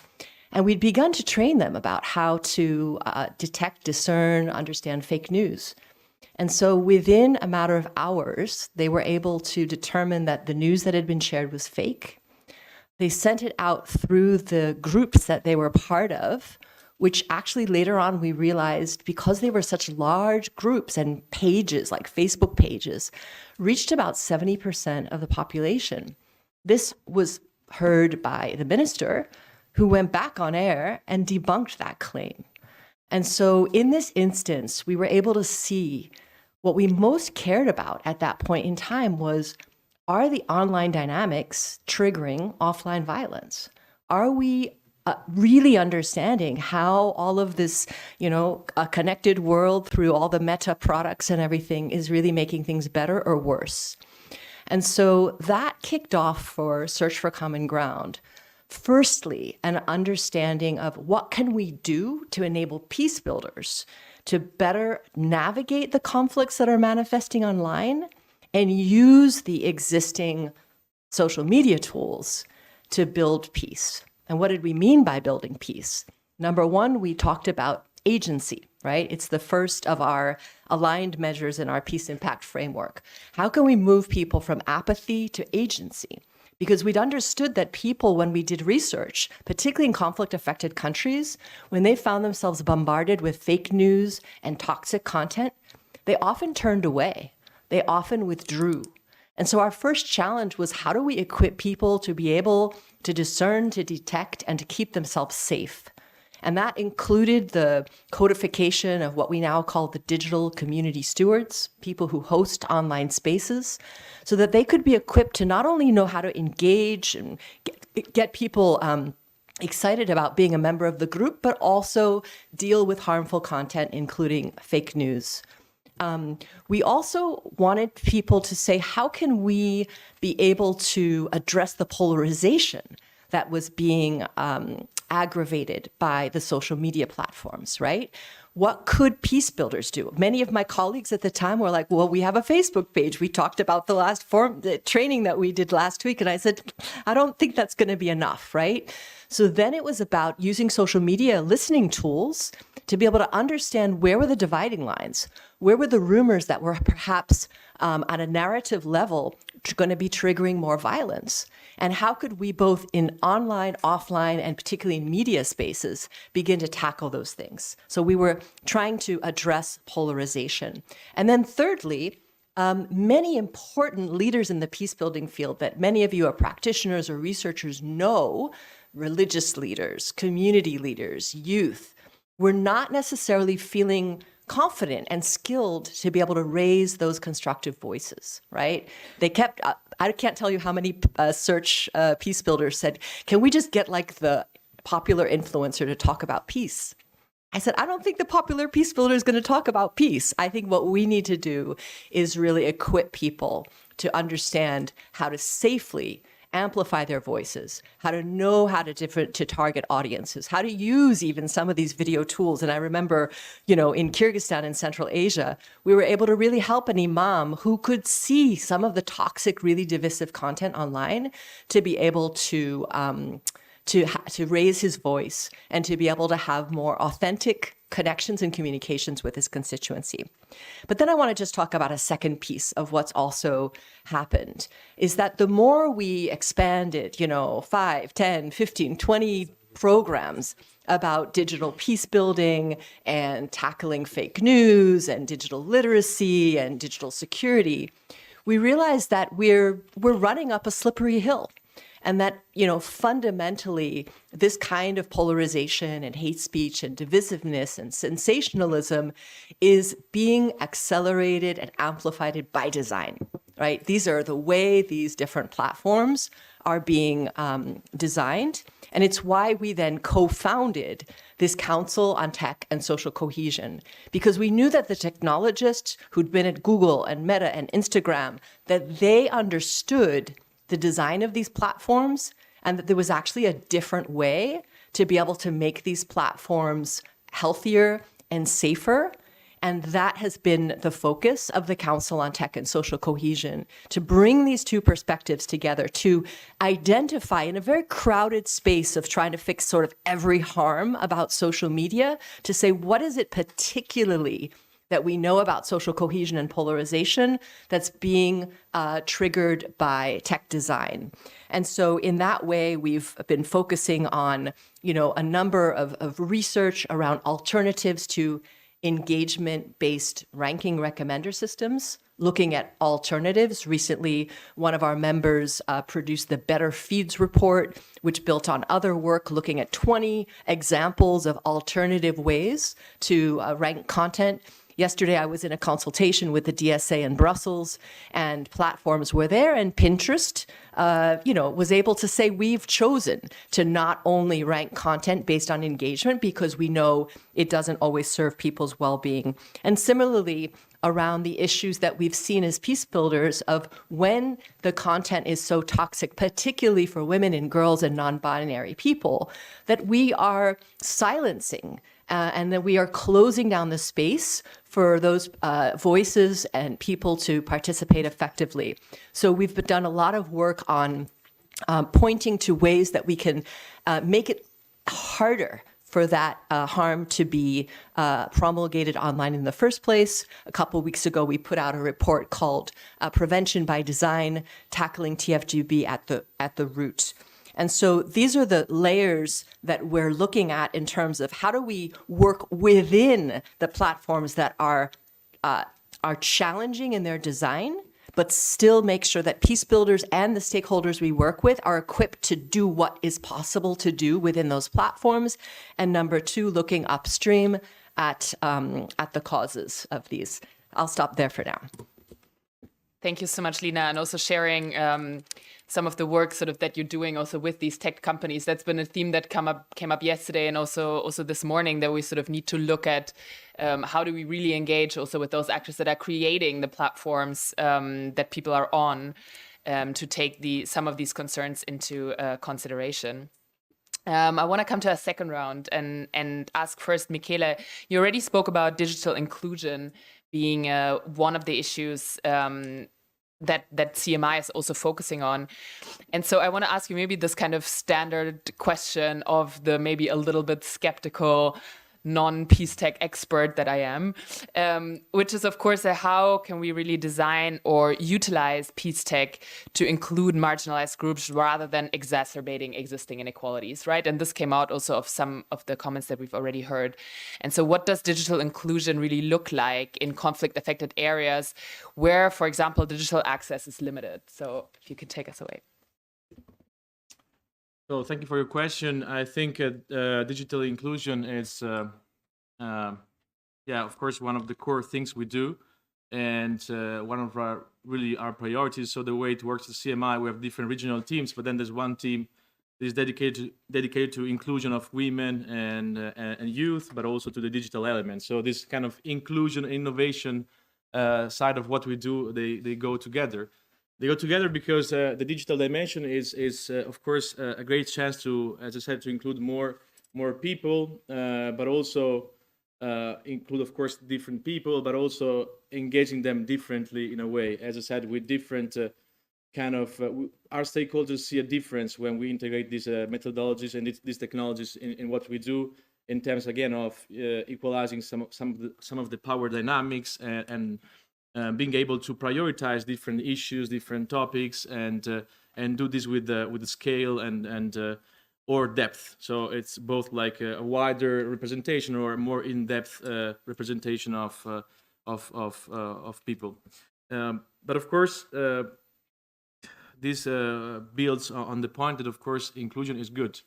So research shows that, of course, we give it for granted, but talking to people maybe outside of this room is not that recognized. And we heard about different approaches to peacemaking. Then maybe they don't take into account inclusion because maybe it's not important. Why including women? Why including different minorities? And it might sound as a value statement. So we are the democracies. We know better. We should include. But actually, it's really, in the research at least, like a matter of sustainability of the peace agreement. So if you include more people in the peace process, it's shown that the peace process is more sustainable, lasts longer. And that's also the experience with CMI and also with the early work of Marti Attisari, which one of the core values, it was like always saying, is that you should treat everyone equally. It might sound like a very naive or simple statement, but if you think about it, it's not. Of course, treating everyone equally, it means you have to talk like also to what you consider maybe enemies or people that are not, they don't qualify as good, interlocutors. This is really a powerful statement. He was saying like peace is made among enemies, not friends. So I'm saying all of these things just to frame a little bit the answer. And then, yes, of course, we know that there's a big problem of digital divide, or not all the people in the world are connected to the internet, but still kind of 2/3 of the people in the world are using social media, are connected. There are also like some initiatives now from the UN, and there's one called Giga that wants to connect every school to the internet. So there's a big push towards connectivity anyway, and people are using social media anyway. So we need to be, of course, careful of the digital divide, but also, and mindful of that, but also still have like a reality check and understand that, of course, there's more people you will not be able to reach that you can still reach and hear their voices. And of course, we always this idea of complementarity in mind. So it's not the tech, but it's tech coupled with other things, analog processes and all of that. And of course, there's an element of safety on the ground. You need to make sure that this information you are collecting are collected safely. They're not going into the wrong hands.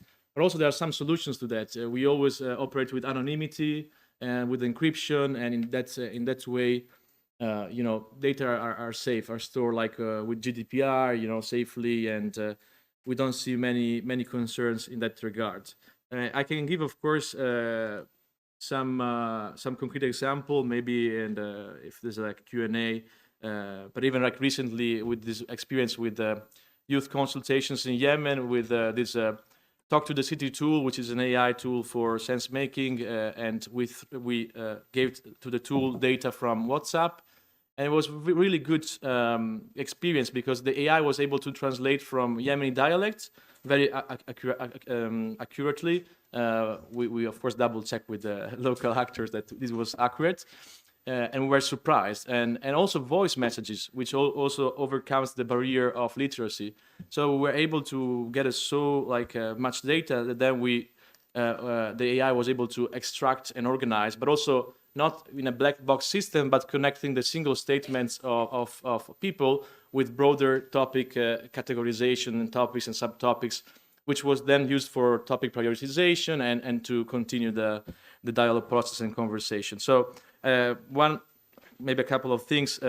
Another mantra in the peace tech space is that you need to meet people where they are. So you need to do very good conflict analysis first and digital conflict analysis to see what are the most used platforms, if it's WhatsApp, if it's like Telegram, or they're using other things. So you don't always want to go with very sophisticated things, but of course use also low tech and meet people where they are, often with off-the-shelf solutions. And yeah, I will just close off with the potentials of AI there, which I think they are great. I already mentioned this example, but of course you have different possibilities of engaging, not just like translating, but also making data more easy to understand and meaningful, and this helps a lot inclusivity if this is of course implemented properly. And I will not repeat myself, but of course this always happens in a network of trust, where you already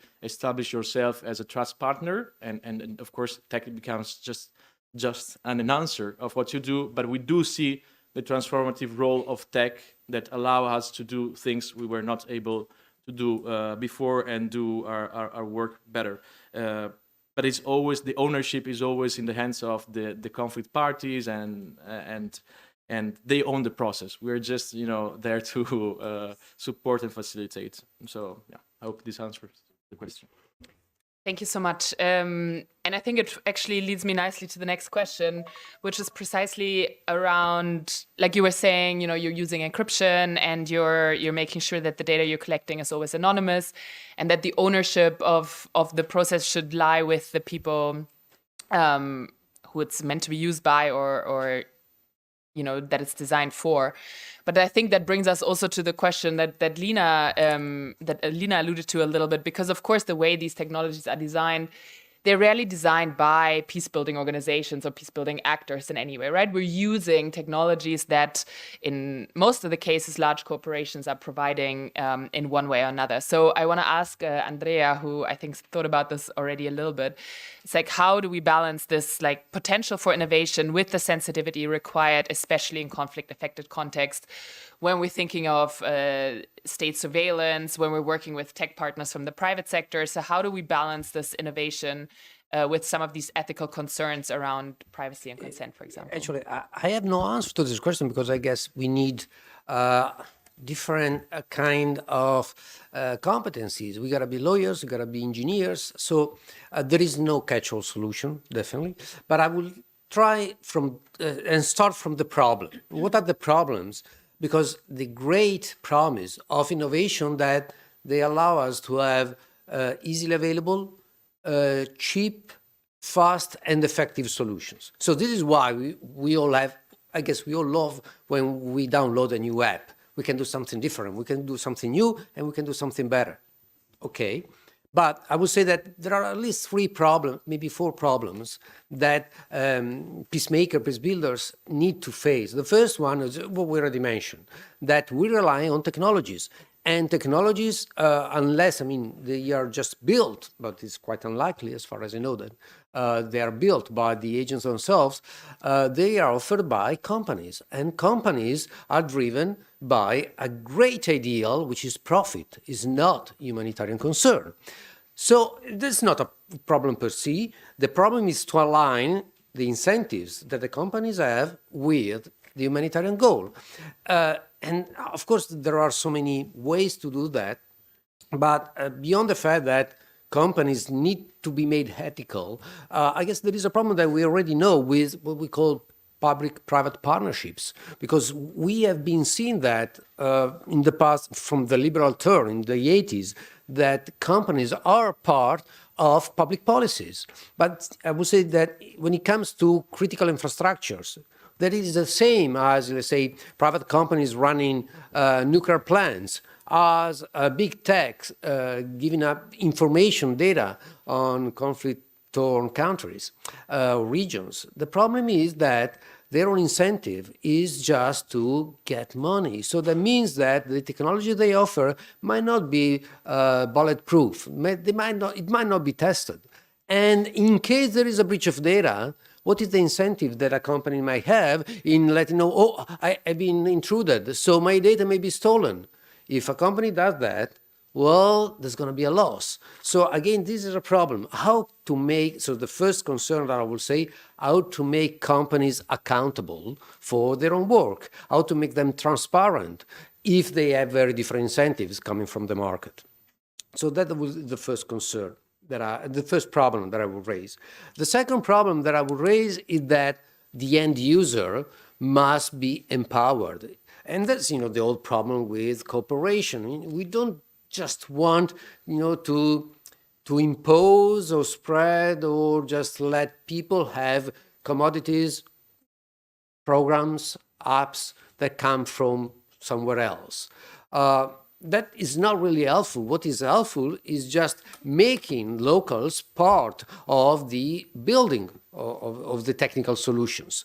And this is something that we can do, for example, with open source softwares, for example, where local programmers may contribute to the development of these softwares, where users themselves can be part of the game. What I found striking from your presentation, you said that we gotta give agencies to the people. On one hand, technology empowers people. Take, for example, just making information available. People on the ground can share images and information, that data on what's going on. So the second concern that I will have is that we gotta make sure that technology is co-produced. There is some kind of agency, even the production of the technical solution.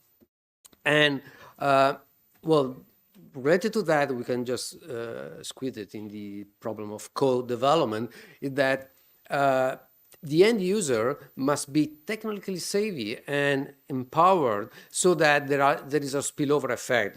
we can have developments on the ground from the adoption of new technologies. And the third, I'm going to rush to the conclusion, the third problem that I will raise is what you already mentioned, is about data and the protection of data.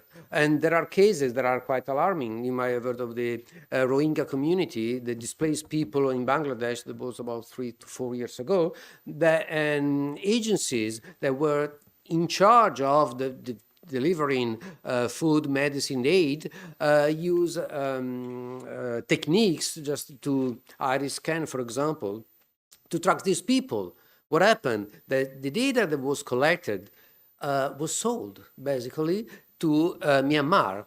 So that is a huge problem because those people were fleeing from Myanmar, and the same data that is used to protect people may be used just for coercion, to intimidation, and in a way just to repress minorities. So how do we do that? This is why I guess some legal competence is necessary, because contracts is where we can force these companies, these actors, to be, as I said, accountable. They should be also transparent, and they should be, in a way, induced just to spread their own knowledge with the people on the ground. Final concern, we are talking about digital diplomacy, my turf. Tech embassies are now open. I'm not sure if you ever heard about that. Denmark was the first country that opened a tech embassy.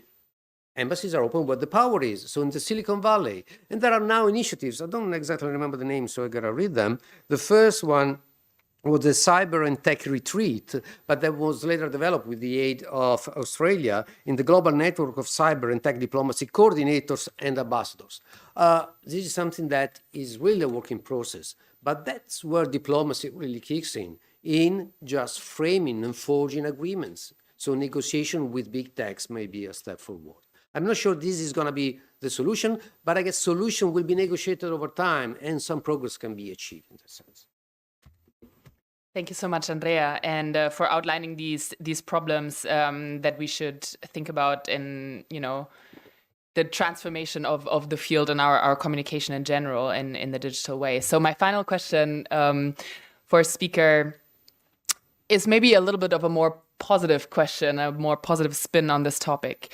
And Lina has kindly agreed to be the one to answer this question, which is what gives you hope right now about the future of digital tools and its potential in transforming conflict and building social cohesion?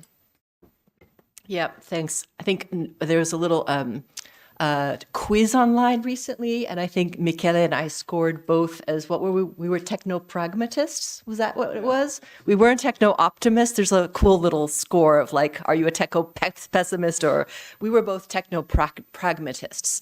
And I think that, I believe that as peace builders, we need to do all that we can to harness and keep people safe in the existing social media landscape, recognizing that it is not static, that it will move towards decentralization, and through litigation and regulation, things are going to change.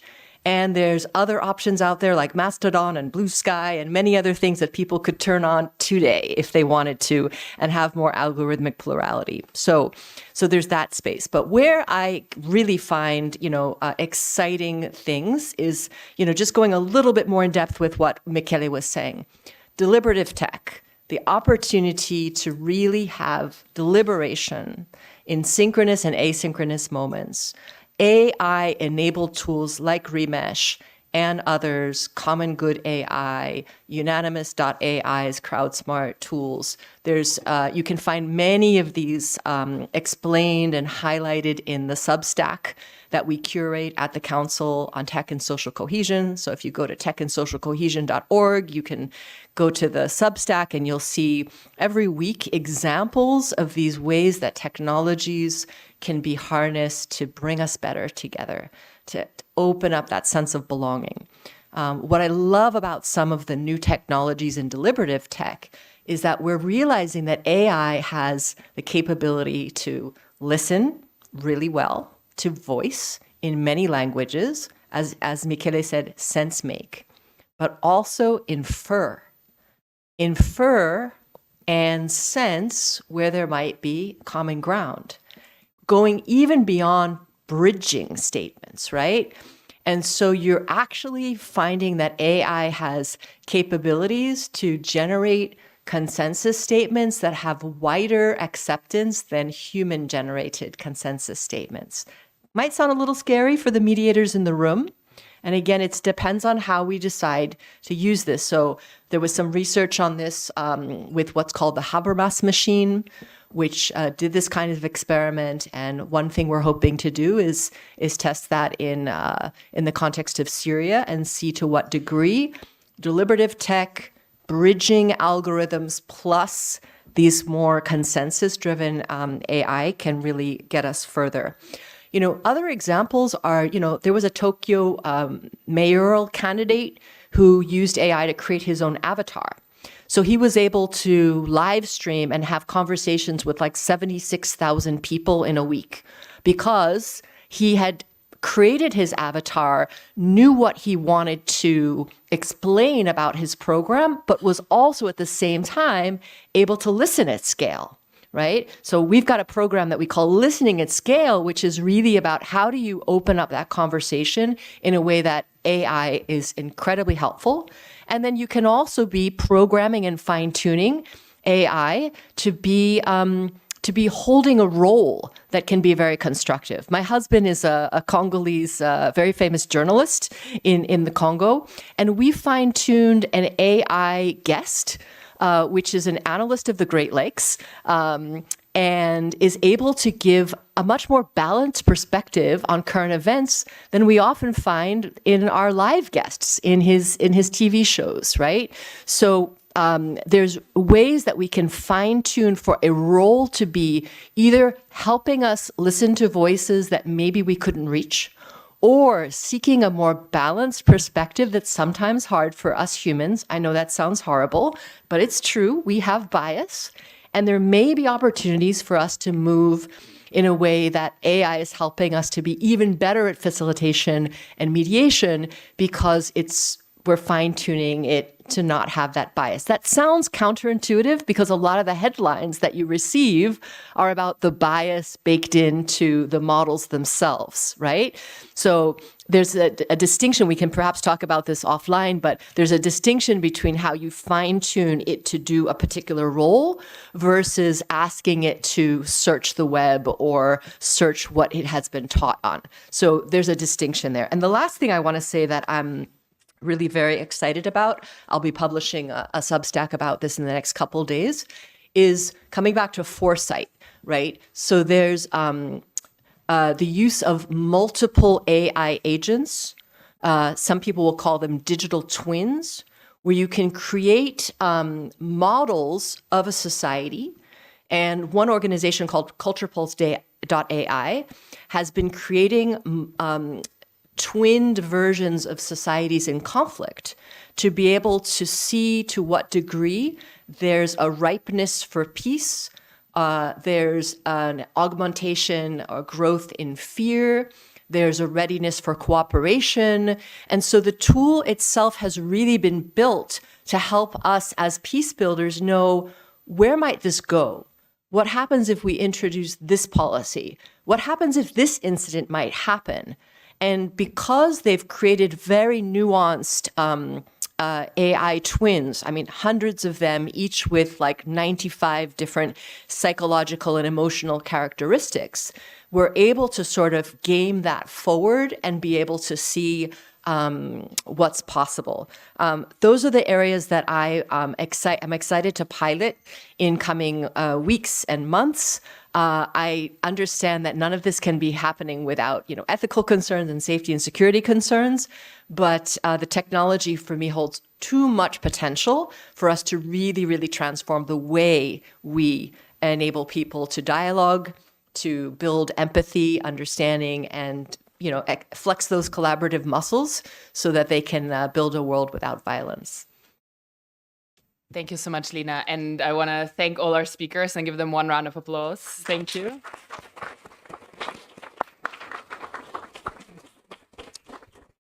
And before I'll invite the audience for questions, so please think about them now. I've actually asked also AI to help me with preparing this panel and come up with some quick fire, rapid questions to ask our panelists, which I did not prepare you for. But I just picked one, which I thought was actually really insightful. So I'm going to go the opposite way. So start with Lina, then Andrea, then Michele, and just to have a one sentence answer to this question, which is, if you had 1 million euros to invest in a peace tech project tomorrow, what would you fund? Lina.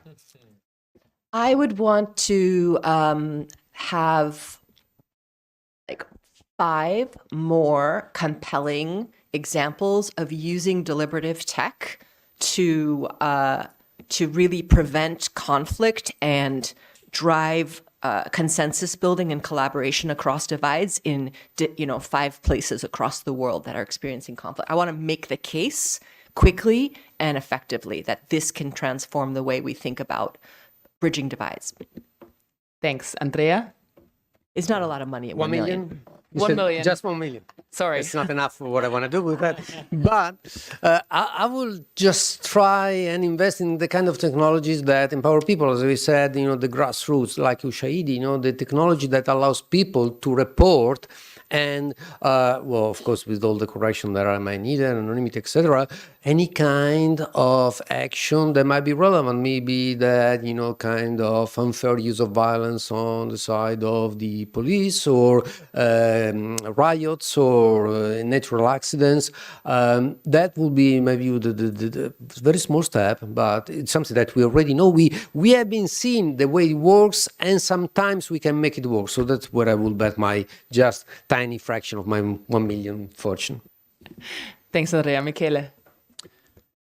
I would fund what we're already working on, which is an AI agent, which is able to work across different data, from data collection to sense making to what we do with the sense making. So an AI agent that can talk to the mediator and support him from conflict analysis to drafting and intervention and supporting him, in all his work. Thank you. Lots of good ideas on the table. Now I want to open it up to the audience. So please, we have exactly 20 minutes, and I'll take some questions. Okay. Sorry, Yes, Stefano, please. Thanks a lot, Evelyn, and to our esteemed panelists, especially for the last thought-provoking, a quick question that could inspire our fundraisers. And before that, for ending with a positive note, or at least with a series of viable ways. We actually have time for a round of 4 questions. I would ask to take 4 questions, then we'll see if we have more time for more. And I would ask everybody to introduce themselves before asking. Thank you.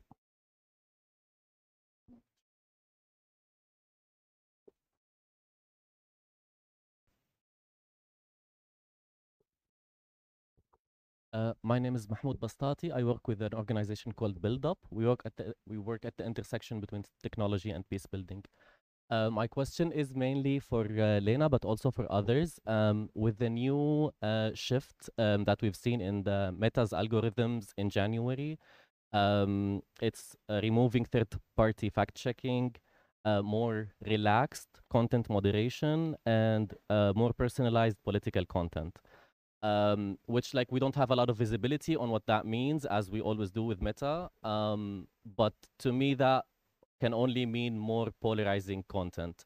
My question is there anything being done in search for common ground initiatives and digital work to tackle that and to kind of work on the negative effects that might come with this new policy by Meta, and also if there's anything being done on the advocacy level with the social media company.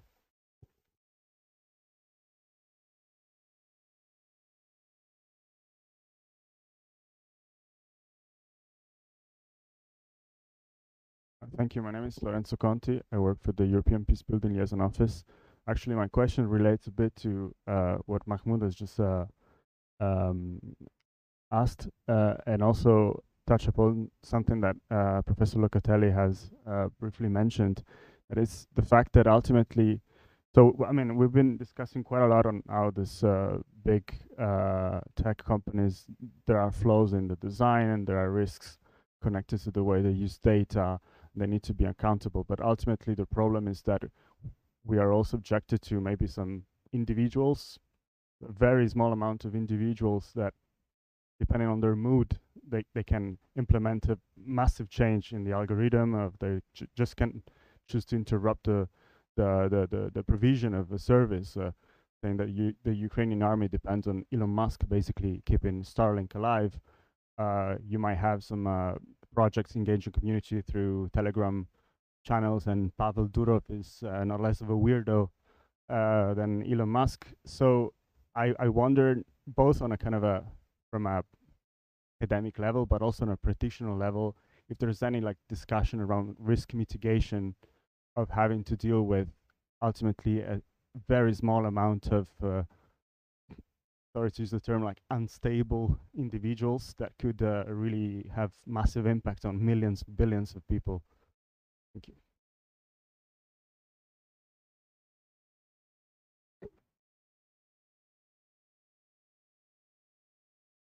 Thank you very much. My name is Andrea. I'm the youth delegate of Italy to the United Nations. First of all, thank you very much to all the panelists for the very insightful topics and ideas shared and initiatives shared. I truly believe that the digital aspect of peace building is the new forefront for peace building and for the whole future of stability at the international and national level. And so for this, I also thank the Agency for Peacebuilding, of course, for organizing this and tailoring this forum on this aspect. My question is, so throughout my mandate, as I said, I've worked a lot about on the issues that generate and affect peacemaking. And the digital world also, of course, as well also the relation with the climate aspect. And when we speak about foresight, it's all kind of a really long-term vision, right? Because it's the digital world is currently developing and will develop a lot and really quickly. And same thing goes for the impact of the climate variant will have on this. And actually, the CMI being president, being Finnish, also spot to my mind that, I mean, Finland, of course, is always been a best practice, not only regionally but internationally in peacemaking. And they are currently the only country in Europe that has implemented a very important agenda, that is the Youth Peace and Security Agenda, that spotlights the importance of young people, not only in contributing to the impact on conflicts, but even in prevention of conflicts, of course. So my question is, my consideration also is related to the closing statement of Professor McGinty, since I feel that it truly spotlighted an important aspect of it, that the humanity of where peace comes from. So it all starts from our houses, and it all starts, in my opinion, also from the classroom. So educating on a culture of peace is fundamental for conflict prevention, since we all talk about a long-term vision. And since I want to spot the light also on this aspect, so maybe on a even more long-term, so on how education can shape peacemaking and peace building, I wanted to ask if you feel, and that's of course related to all panelists, if you feel that the digital world can in a way play a positive role in this process, or it can disrupt even more the there's a big issue with digital literacy, for example, but in general the process of educating to a culture of peace. Thank you very much.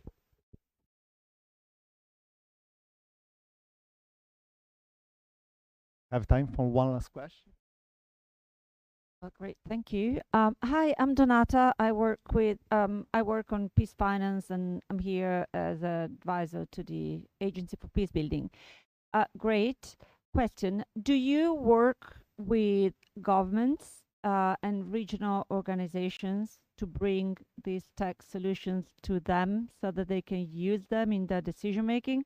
Just a little example: when the European Union meets and in a few days decides to make available 800 billions, make available meaning guys mobilized 800 millions for defense, then I'm thinking, oh, wouldn't it be great if they met and in 3 days they had all this technology around them and figure out the options to actually deploy peace solutions instead of military solutions to deal with the crisis. So the question was, do you guys work with them? And if not, how can we do it? Thank you for those questions. I know there are other questions in the room. I don't know if Stefano will allow me. No, he won't. Taking that, glad I can blame you for this. So yeah, we'll do one round of answers. Please take any question that you would like to respond to. We'll go in the order of the speakers. So starting with Michele. Yeah, I think the first two questions were more addressed to you, but maybe starting from the last point. We work on project basis, so it depends. Normally, it's funded by public institutions, also some private funding, but it's more linked to the priorities and missions of the donors, which are the Finnish Ministry of Foreign Affairs and the European Union. So what we do, especially with digital peacemaking, is all oriented to the stakeholders on the ground that are, leading a peace process, etc. So we always have the stakeholders as a final endpoint for what we do. But of course, we do have relationship with the ministry and with governments, but it's more in the area of capacity building. So we train them, or they ask us for training on all these different matters. Also the UN we trained, and so it's not systematic, so to speak. But it's very, very important, and also that not only with government, but also with the what kind of a relationship we can also establish with the private sector in Finland as a thriving tech ecosystem, and we're also trying to leverage that towards our goal. And for the education, of course, education it's key. I believe it's really a cultural. Forgive me for the word, but cultural war about really being more clear what is peace. It has to do with addressing root causes of conflict. It's something that can augment security, whereas peace is always misunderstood as something that has to do with appeasement or something a bit hippie, something a bit. So that's really a big cultural work to do, and technology can help with that. As I said, there are programs that want to connect schools to the internet, but the problem is always what do you do with that? So even with the internet, we were very enthusiastic. Democracy will be everywhere, everybody will be educated, and it became this place for fake news and for interference, and you name it. The same is with AI, great potentials, but it's not enough to connect people to the internet to allow them to use AI. But of course, it needs to be designed in a way that, by design, it's not conducive to these negative features that we all know about. Thanks, Andrea. I'll try to tackle all questions. I do not work with governments in development or mediation, so I'm just an academic, fortunately. I don't take decisions, just read, and sometimes I talk. I'll try to answer the issue of, the individuals, which is very interesting. There are, if you read Varoufakis' book that was published last year, he used the term techno-feudalism, that in a way resembles the idea of the new social pact, where these kind of people will be, the pillar of future city-state systems. But I don't subscribe entirely to that view. But I would say that, yes, it happens sometimes that some people get super empowered. The idea of super empowered people, if I remember properly, was used for Bin Laden in 2001. He's a super empowered guy, so we got to fight. So this is not new. But the point is that how do we, this is a problem of politics, how do we tame super empowered people? How do we make sure that their behavior is not erratic and is not detrimental to our interests? And I would say that there might be some breaks. And the first one is, paradoxically, is politics. Politics is made to regulate, and it's not working that well right now. The other answer may be the markets, paradoxical. And we have seen something going on like that, if you take Tesla as an example. And markets, and the way markets are now fragmented, the globalization effect may just give us a clue of how to tame these people. But I'm not sure that this is going to work, because that's a conflict. Those people want to have the most that they can get. I don't blame them for that. But we got to oppose that. So in that sense, I got Mrs. Feeling, but I think they will still play a role unless they get incentive just to back down, to open up to new competitors so that we can have other suppliers. And if you want, we can talk about the defense market that I know a little, and this is something that is happening. Final word about culture and education. I will say that this is why I'm very much pessimistic, because I've seen digital diplomacy, and diplomats do their own job. They are bureaucrats. They obey. They gotta follow the orders. And now what we've seen that the diplomatic work in conflict is really just sending a message, a narrative. And the narrative is not that we gotta get to peace, but we gotta win. And we gotta project an image of ourselves that we are the good guys and the enemy is the bad guy. And so this is the polarizing effect. This is one of my main concerns, because they know that winning war is not just a matter of military victory. It's also a matter of getting consensus online. And if you want to get consensus, we don't want to have subtleties. They have their own reason, but we don't care. We are the good guys. We are heroes or victims. And they do the worst. So this is why I'm saying that there is a lot of work for us, and these kind of technologies, they need to be addressed, and they need to be tackled very cautiously, and we got to make a lot of work to make them head in the right direction. Thanks. And finally, Lina. So I just want to acknowledge that it's really hard today to say that we're building a culture of peace in the absence of shared truths. And it's not going to get better, right? And, Roger, you were talking about facts versus relationships. And I don't think it's the death of facts completely, but the way in which we're experiencing this information ecosystem, it's crazy, right? So we do also need to think as peace builders, how do we help people to grow trust so that they can trust different perspectives, feel comfortable with difference and diversity and conflict. And either we try to nudge those commercial platforms to give more algorithmic plurality, to accept middleware, which would enable us to have third-party plugins so that you could choose all different kinds of feeds, right? There's an advocacy agenda around trying to shape the big tech.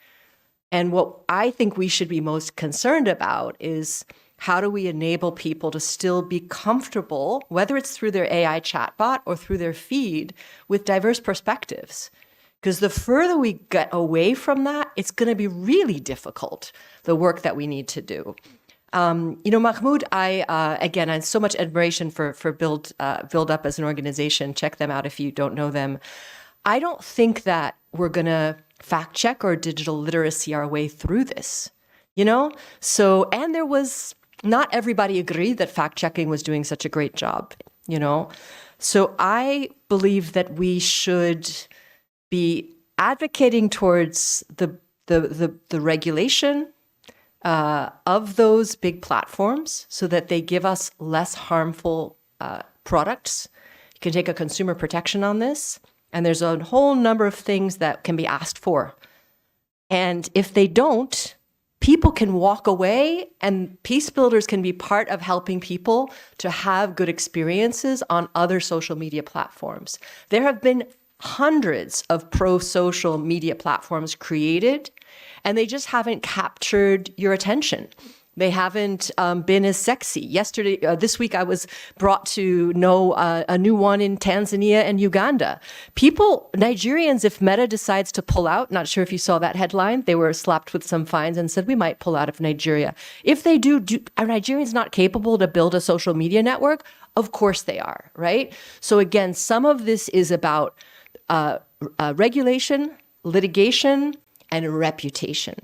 And I do believe that in the coming months and years, there's going to be a lot of movement in this space. And Donata, your question, I don't think that's being done. I don't think there's a question of looking at the defense portfolio and really asking the very good questions that you've asked. At least I've not seen that.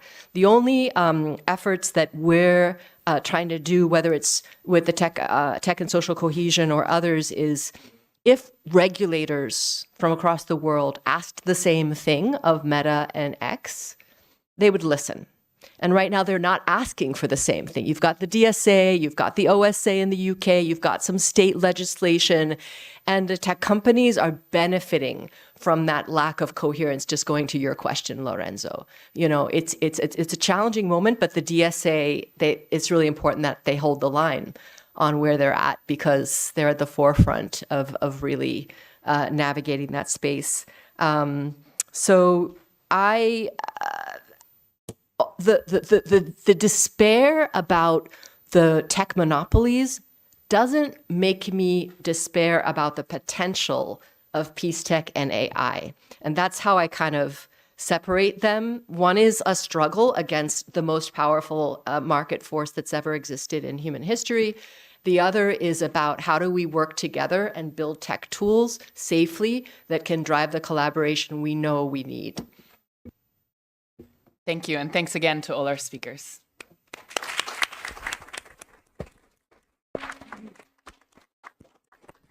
Did we do okay on the timing? Great. 1 minute in advance, which allows me to thank again this outstanding panel, the chair for an excellent session. We had a general introduction, inquire into the topic of peace and tech, whereas in the second session after lunch break, we will dive into some regional perspectives. Before calling the lunch break in this sunny Bologna, I need to tell you two things. First, please do not leave any personal belonging unattended in the room. And second, we are trying to start on time and at 2 p.m. So I'm asking you to be here timely. And so I look forward to seeing all of you here back at 2 p.m. Thank you very much.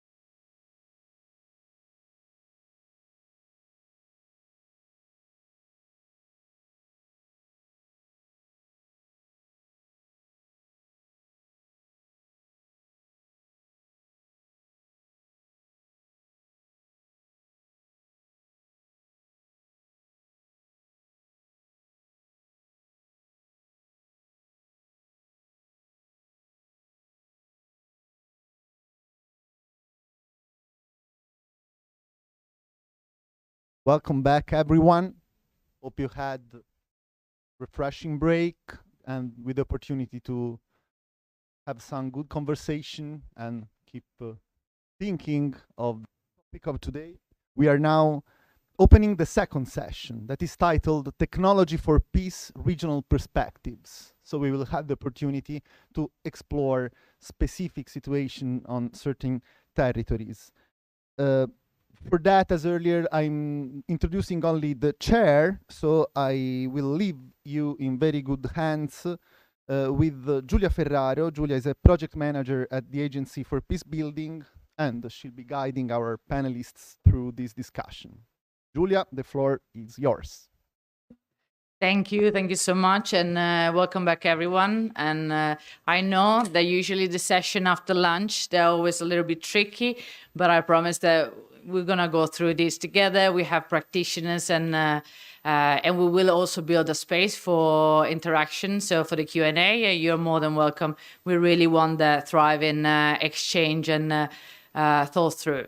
So we're going to be talking about peace tech at the regional level, and we have a wealth of experience here. We have perspective from Africa, from Europe, and also from the Middle East. And next year we do a round two, and we'll include America, Asia, and the rest of the world that we were not able to include in this session. But I'm very excited about the panel. Because I think, first of all, we always talk about giving voice to young people.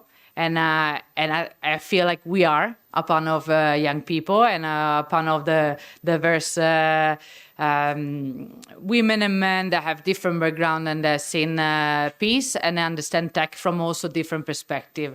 And we are coming from the same, we want the same thing, the same goal, but we do understand and we practice with the use of technology and with the understanding of technology in a different way.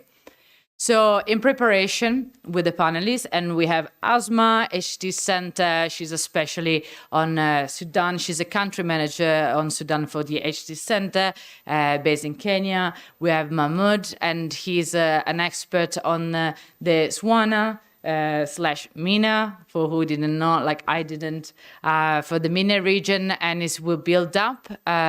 He has been working at the intersection between peace and tech his whole entire life, and we'll hear about it. And then we have Ariel, he's a researcher / journalist / human rights advocate, and will also guide us through the nitty-gritties of the technologies and the changes that there is that are happening when we talk about peace and tech.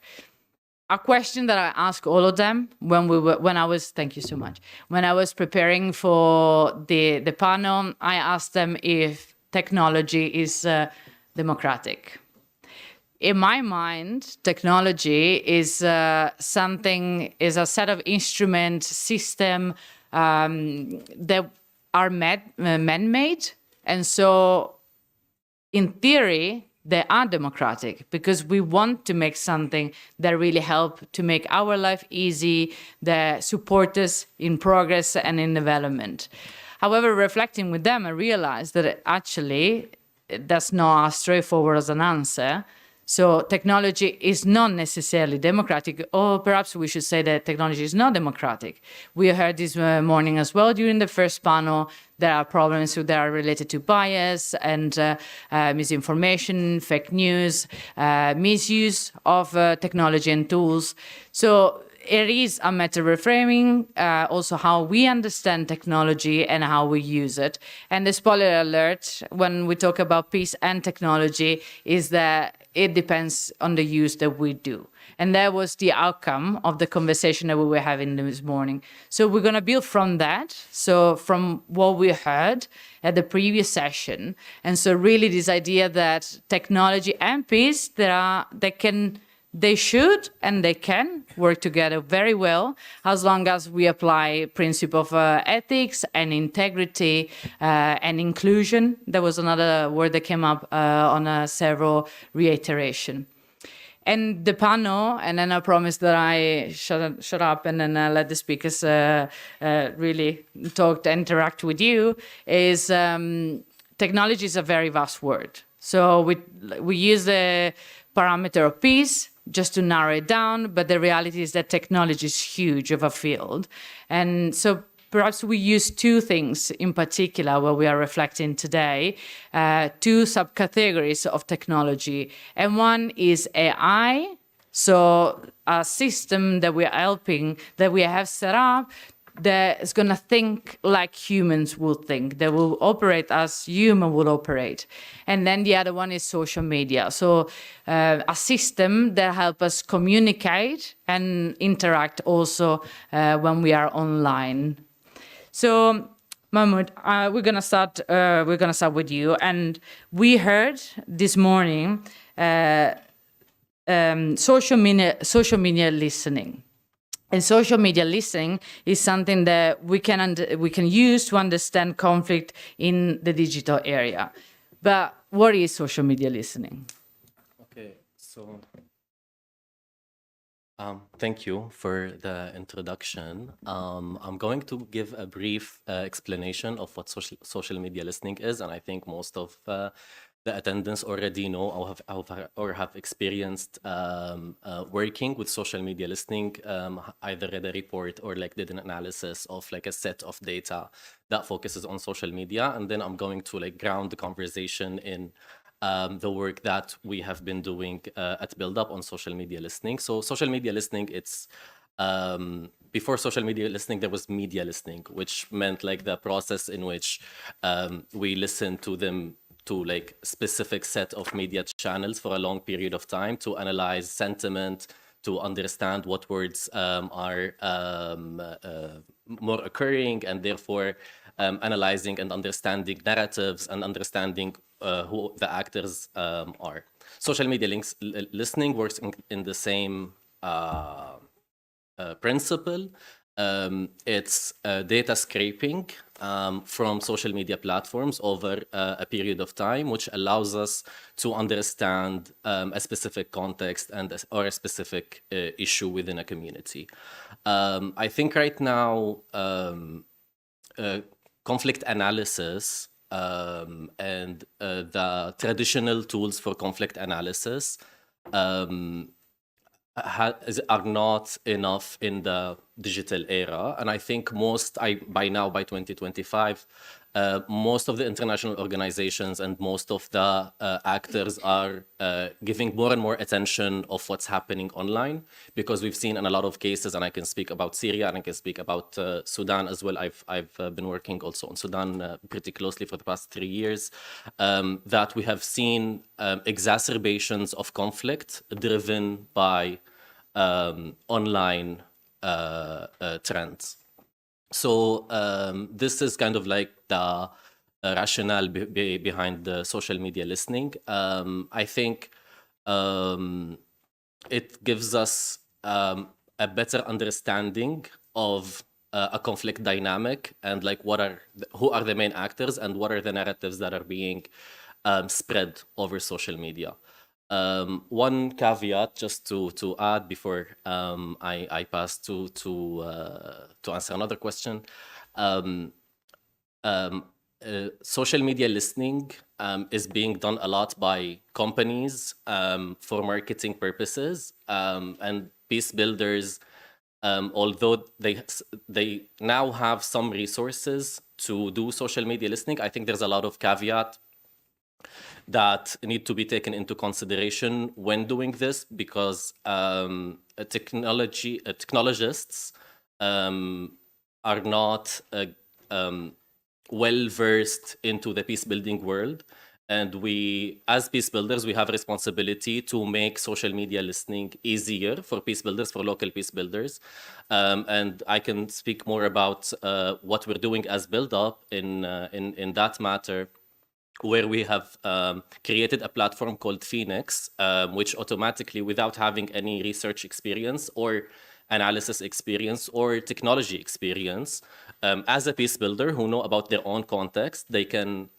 sign into the platform and scrape data from all of the social media platforms for a specific period of time and give specific classifications for the data to be classified in certain categories able for us to understand the data. So those classifications can be around hate speech, around different polarizing content, around like certain topics, political topics, etc. And this allows local peace builders to have a better understanding on their own contexts using social media. Okay, I had another question, but this is very interesting. So let's just maybe dive deeper into this one for a moment. So yes, please tell us also about the software that you're developing. But so for example, if we stay in this one region, and for example, you mentioned Syria, so let's consider that. How the applicability of a social media listening works in a context like that. So we would expect to be a context like the one in Syria, a context that is very difficult to map and to really stream down and database and gain the data and the information that you need. So how is reliable social media listening in a context like that, and is that sustainable? First of all, I think we need to understand the limitations of social media listening as well. Because when we're looking at social media, we're looking at the content that is already there. And we already know that marginalized communities don't have the same access and don't have the social media literacy or the digital literacy that allows them to voice their opinions. We don't necessarily, by only looking at social media, we can't necessarily understand the entirety of a conflict dynamic. I mean, in the research itself, I think the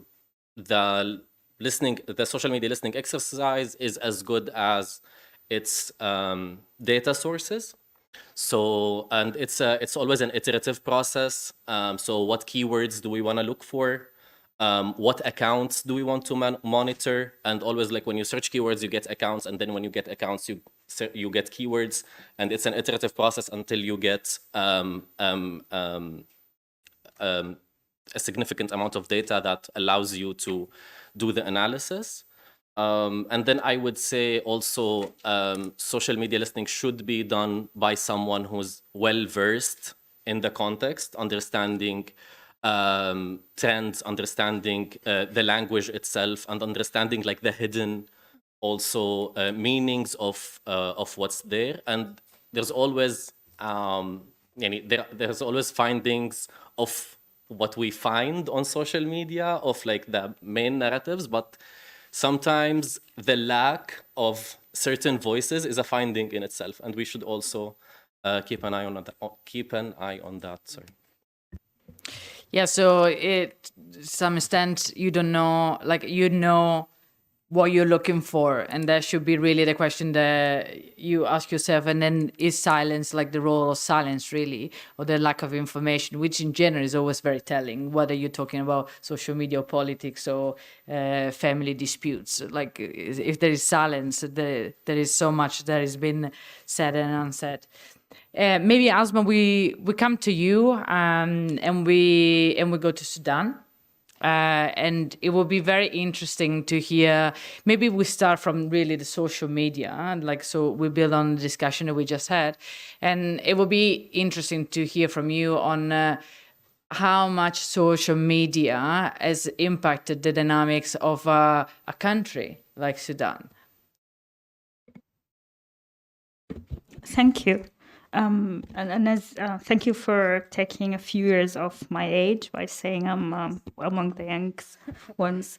I think, as was said earlier, I think in the last session, or maybe the introduction, is the wars of today are not just fought on the battlefield, on the ground. They're also wars of narrative and wars of shaping public opinion locally, but also regionally, especially with geopolitics being a key aspect, and regional engagement and cross-border engagements in conflict being a key trend in the conflicts of today.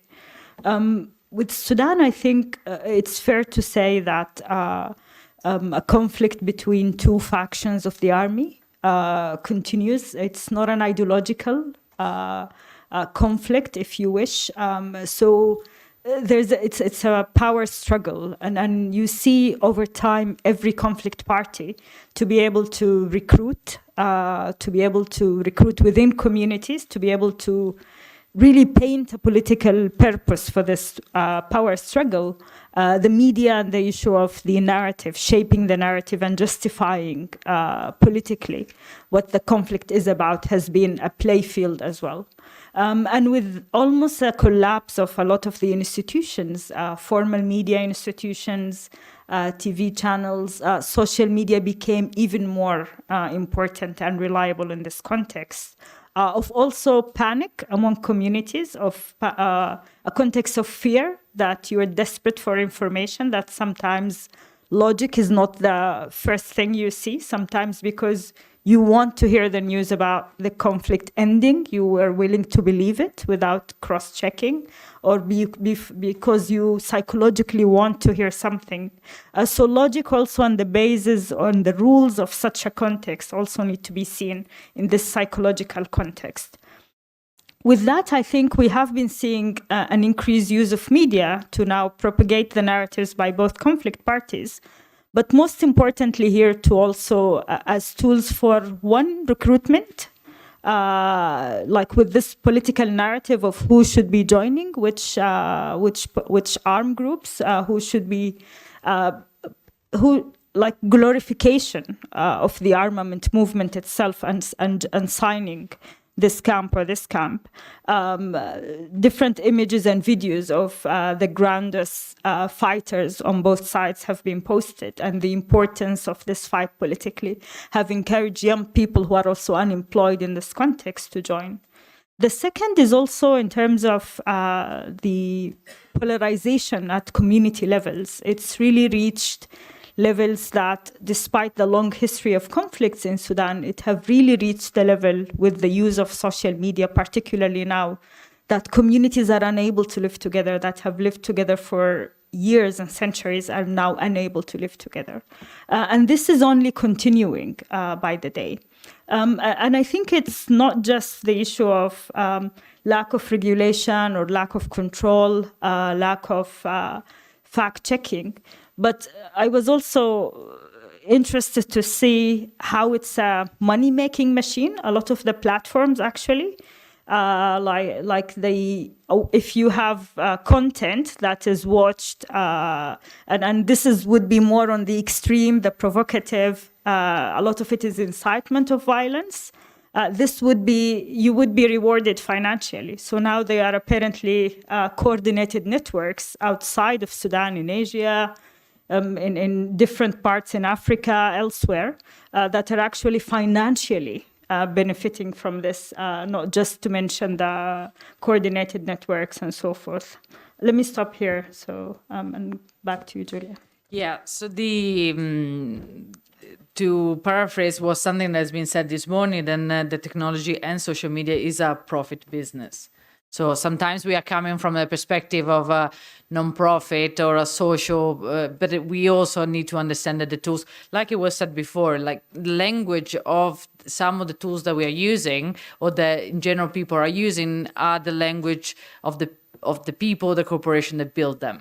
Right, and also they operate according to a logic that is very, very far from the one that we have as a practitioner organization, which actually brings me back to you, Asma, wondering, like, for an organization like the HD Center, like an organization that is very present in the field and really apply the principle and the practice of peace mediation, how has technology, and in the broad sense, like even in terms of AI and social media, how have that shaped the practice that you see of peace mediators and organizations that are present? Thanks. I think maybe three broad points here. One is I think it's no longer like it's very difficult to look at the virtual space and the physical space separately. And it's important for mediators, and this has been some of the work that we've done. And then the colleague Kella, I think, mentioned about the inclusivity of how are you able to engage with different stakeholders in terms of public engagement, identifying the issues, and the issue of participation, if you wish. And I think now there are opportunities for mediators to engage in more inclusive processes using social media, diaspora as well. This has been also something before the conflict, but even now with displacement, with the refugees, it's easier also to engage people who are now spread in a number of places. I think the second thing is also in terms of the ability to really connect the issues of humanitarian nature, the issues of political views, the issues of different regions, and to be able to invite different conversations and just connectivity in such very difficult times. I think with the work that we do as HD, social media now, especially with how people are dispersed in the context of Sudan, inside and outside the country. And for those who are inside, connectivity itself, we were talking about digital divide, but when you talk about a conflict situation, when communication infrastructure in itself is weaponized, is attacked, and even Starlink is conflict parties would be bringing a satellite and you have to pay, they monitor your phone, whatever information. So it's not even just the digital divide, it's the whole issue of the infrastructure that is often attacked. I think there are still opportunities for dialogue and for inclusive engagement. Two other ways that we have also used is one on listening, and I can come to a few concrete examples later on. Listening tools, humanitarian actors have used that. And the interesting thing about it is, so there was Internews, an organization that was doing weekly listening on very specific humanitarian issues. And it was very interesting because they were bringing this on weekly basis to the humanitarians. And this allowed them to quickly respond to rumors. For instance, there was a rumor about the formulas for babies. And then, of course, because of corruption, there were rumors spreading about how problematic and cancerous it is, and then you find it in the market. But so they were able to quickly respond to that and design communication tools to explain to mothers the value of it and then to curb it from the markets. So it really allows, in previous years, this would have been a research after maybe a year, and then corruption would be identified. But here, I think the timely nature of these listening tools to conversations online and how mothers were responding really allowed for a quick change and course correction. So in listening, we also, because mediation is also like conflict parties do not want an end of the war in a lot of the cases. So new mediation initiatives there are always campaigns against them online. So for us, we also try to see from social media analysis who is propagating this narrative against the mediators, why, what are the arguments, and then we aid mediators with tips, ideas, and tricks about how do you navigate this world and what is coming. If there are genuine concerns, then it helps them understand what is the responses and what are the narratives, and then to really be able to respond to that in a timely manner as well. Let me stop here. Yeah, I have to say that both your organization, Build Up and HD, they've been very forward-looking many years ago to really investigate that, and the tools that you have developed, they have really shaped also the practice for many of us, because a conversation that started a long time ago. But the example that you gave us also, I think it makes us reflect on how, in general, practitioners, but all of us really as a human beings, we have a different speed compared to technology. Technology is very agile, is very quick, is somehow rational, if you want to call it that way. Whereas humans, we have to digest information, and then we have to really build trust we have a different timing, and so maybe sometimes we don't feel that cohesion with technology in the way that we operate, in the way we live our lives, maybe because of this difference in speed. But it is also true that we have to live with technology because the technology is here, and if you use it in a proper way, it's just a very something that really can enhance the way that we go through life, and then we understand also lives. Which brings me to you, and Arya, I was wondering, like, from your practice, like especially from a perspective of like researching, and technology clearly is really have opened, like with the database information and the wealth of information, there is probably also a challenge on how to navigate all the information and how to streamline it. But I have one question specifically, which is very interesting, and we touched on very briefly this morning during the panel, so please help us think that through more thoroughly. Fact checkings. So with all this wealth of information, with all the difficulties and really navigate some context, is fact-checking something that is still possible in a digital area? Well, first of all, thank you to the Agency for Peacebuilding for inviting me and organizing this wonderful conference that's super interesting and important. To answer the question, I think I would like to give a bit of my journey about my background and why it would be maybe interesting to hear what I have to say. So I was a soldier, like most citizens in Israel, and after participating in war, being a soldier, I joined a group called Breaking the Silence, which is a anti-occupation, anti-war veteran organization in which I interviewed probably close to over 100 soldiers who spoke up anonymously about their missions that they were sent to do. And then we publish, after doing fact-checking, which I'll get to, very high level of fact-checking, which is sometimes very annoying because this organization is quite criticized, not to say hated in Israel. Then the level of smear campaigns is quite high, so we have to do a very high level of fact-checking in order to protect ourselves. But a lot of these testimonies that were given by soldiers anonymously are then published and are used for political work to try to end the occupation over the Palestinians. So that's something that I was doing for about 5 years. And recently I started doing something that's not completely different, but the way I approach it is completely different. It still has to do about Israel, Palestine, specifically Gaza. But recently I joined Bellingcat and in a unit that they created together with GLAN, which is a legal network of human rights lawyers. And we've been trying to create, through open source investigations, accountability in the legal field to create accountability for war crimes. So I'm still, in a way, investigating and researching the same topic, but instead of directly speaking with the soldiers through whistleblowers, I use what we do is open source investigation. So that means that the role of social media, misinformation, and AI in that context is super relevant. And I think what I found out is that there's many ways to gather information about what's happening in conflict zones. And specifically in Gaza, it's a very brutal reality that is getting worse by the day, and it's very closed to journalists, and journalists that do go in are usually taken hand by the military, so to really find out what is going on is quite difficult.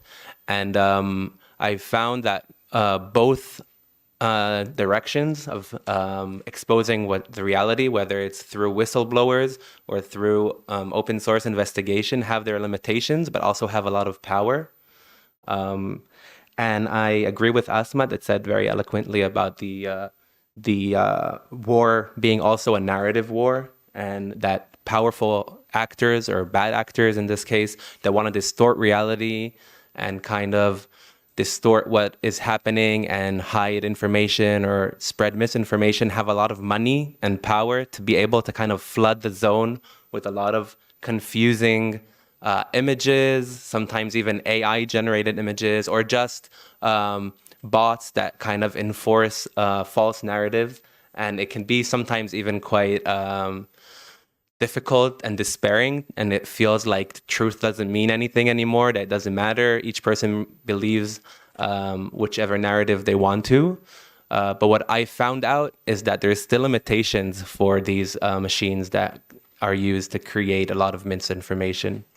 And one thing that I found out is, for example, the most simple, like AI generated images is quite bad, for example, in created geolocatable images, which means that it doesn't yet have the power to create a very geographically specific, culturally specific, accurate image. Let's say the correct kind of stickers that might be in a certain place, or the correct kind of signs. It can create a kind of image that might resemble a certain area, but it won't be. So geolocation, for example, which is one tool that we use in open source investigation, is still a very powerful tool to prove truths. And what I wanted to say is that I think it's still very powerful, and there's still a lot of ways to do fact checking, whether through whistleblowing, through testimonies of victims, whether it's open source investigation. And I wanted to say that I think the more specific we are, and the more we know how to create an authentic image that goes down to details, the more powerful it stands in front of misinformation that often you'd find is quite generally painted and kind of lazily done and not really well done. Yeah, just for an example, there was recently, I'm sure you all heard, a massacre of paramedic ambulances that were on the humanitarian route in Rafah, and they were ambushed by a Golani unit of Israeli ground troops. And we've done some research on that. And the first reaction of the IDF spokesperson was to deny completely that they had anything to do with it. Then they claimed, they changed their versions quite quickly. They claimed that they were threatened by these vehicles. Later, through videos that came out, through geolocations, through finding information about the commander that was in charge over there, and hearing about a speech he gave before going in, a lot of information came out, because one thing that we have in our favor in this day and age with the way that media spreads is that it's really hard to hide things these days. So a lot of information started to come out, and thanks to a lot of researchers, we managed to create a more complete image of what happened there. And in the end, the IDF spokesperson was forced to admit that there was something wrong happening, which led to a kind of sad and lame dismissal from the army of someone who was in charge of a massacre of 13 people, which that is something else, but at least they had to admit that something bad happened. So I think it's still really important, even though it's a difficult job, and I think it's just going to get more important as we go on. Yeah, and also you touch on another reflection, and maybe we'll pick up later, but the fact how much our job has changed because of technology. So like from perhaps doing interviews, we all do interviews. Either you don't have to be a researcher or maybe a student university, but as a practitioner in our own ways, we all do consultation and interviews to really deliver on the mission that we are assigned. But the reality is that the open source digital investigation, for example, practice that you said, has really required a shift in the way that just to remain on the fact checkings, because I think it's something that we don't hear about it enough, and especially is to pay tribute to all the journalists that are operating conflict and post-conflict environment. And Saturday was the day for freedom of expression and journalism, so I think that deserve an extra moment of our time. But with the cut of the funding that is happening worldwide when it comes to international cooperation, peace work, and humanitarian work, and clearly that has had an impact on also on not only the position of people that were doing fact checkings, but also in an investment in technology that is for fact checking. So are we doomed to a future where actually there's gonna be no money to develop that?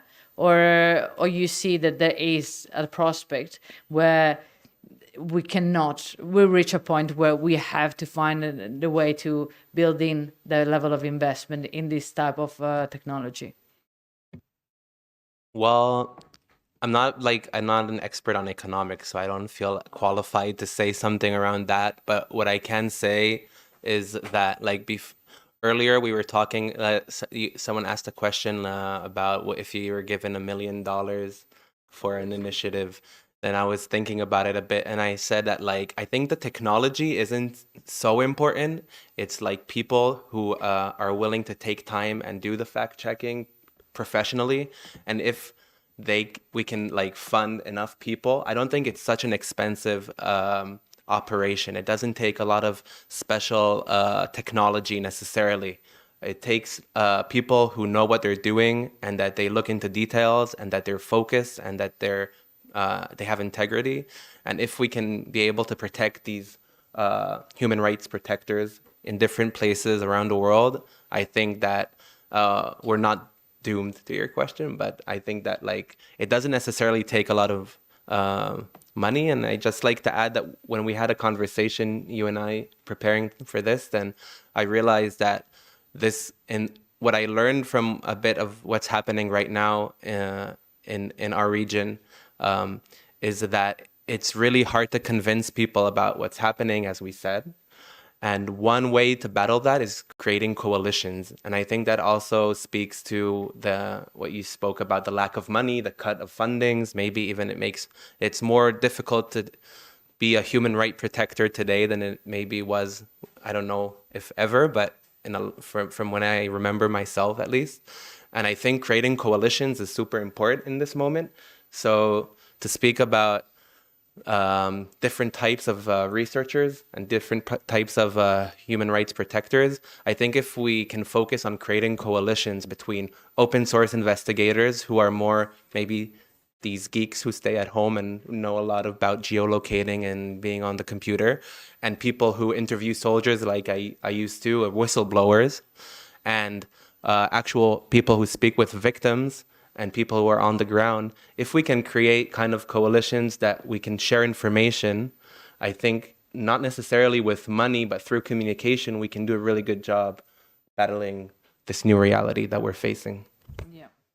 So there is always this element of humanity that stays really, and there's also this idea of a coalition, or sometimes we talk about collaboration, cooperation. These are all terms that they're always coming back, and probably there is a very strong reason and argument to do that, which is if we want to move forward, we live very much in a reality where we cannot depart from humanity, integrity, ethics. We cannot depart from an idea of there's no anymore a one-man show. And if that was sold to us in a different time, perhaps we have reached a point where we understand that doesn't work that way anymore. And really, those who are making changes in the field, you see that the changes are coming from a place of joint reflection and joint effort. So let's go back to the field.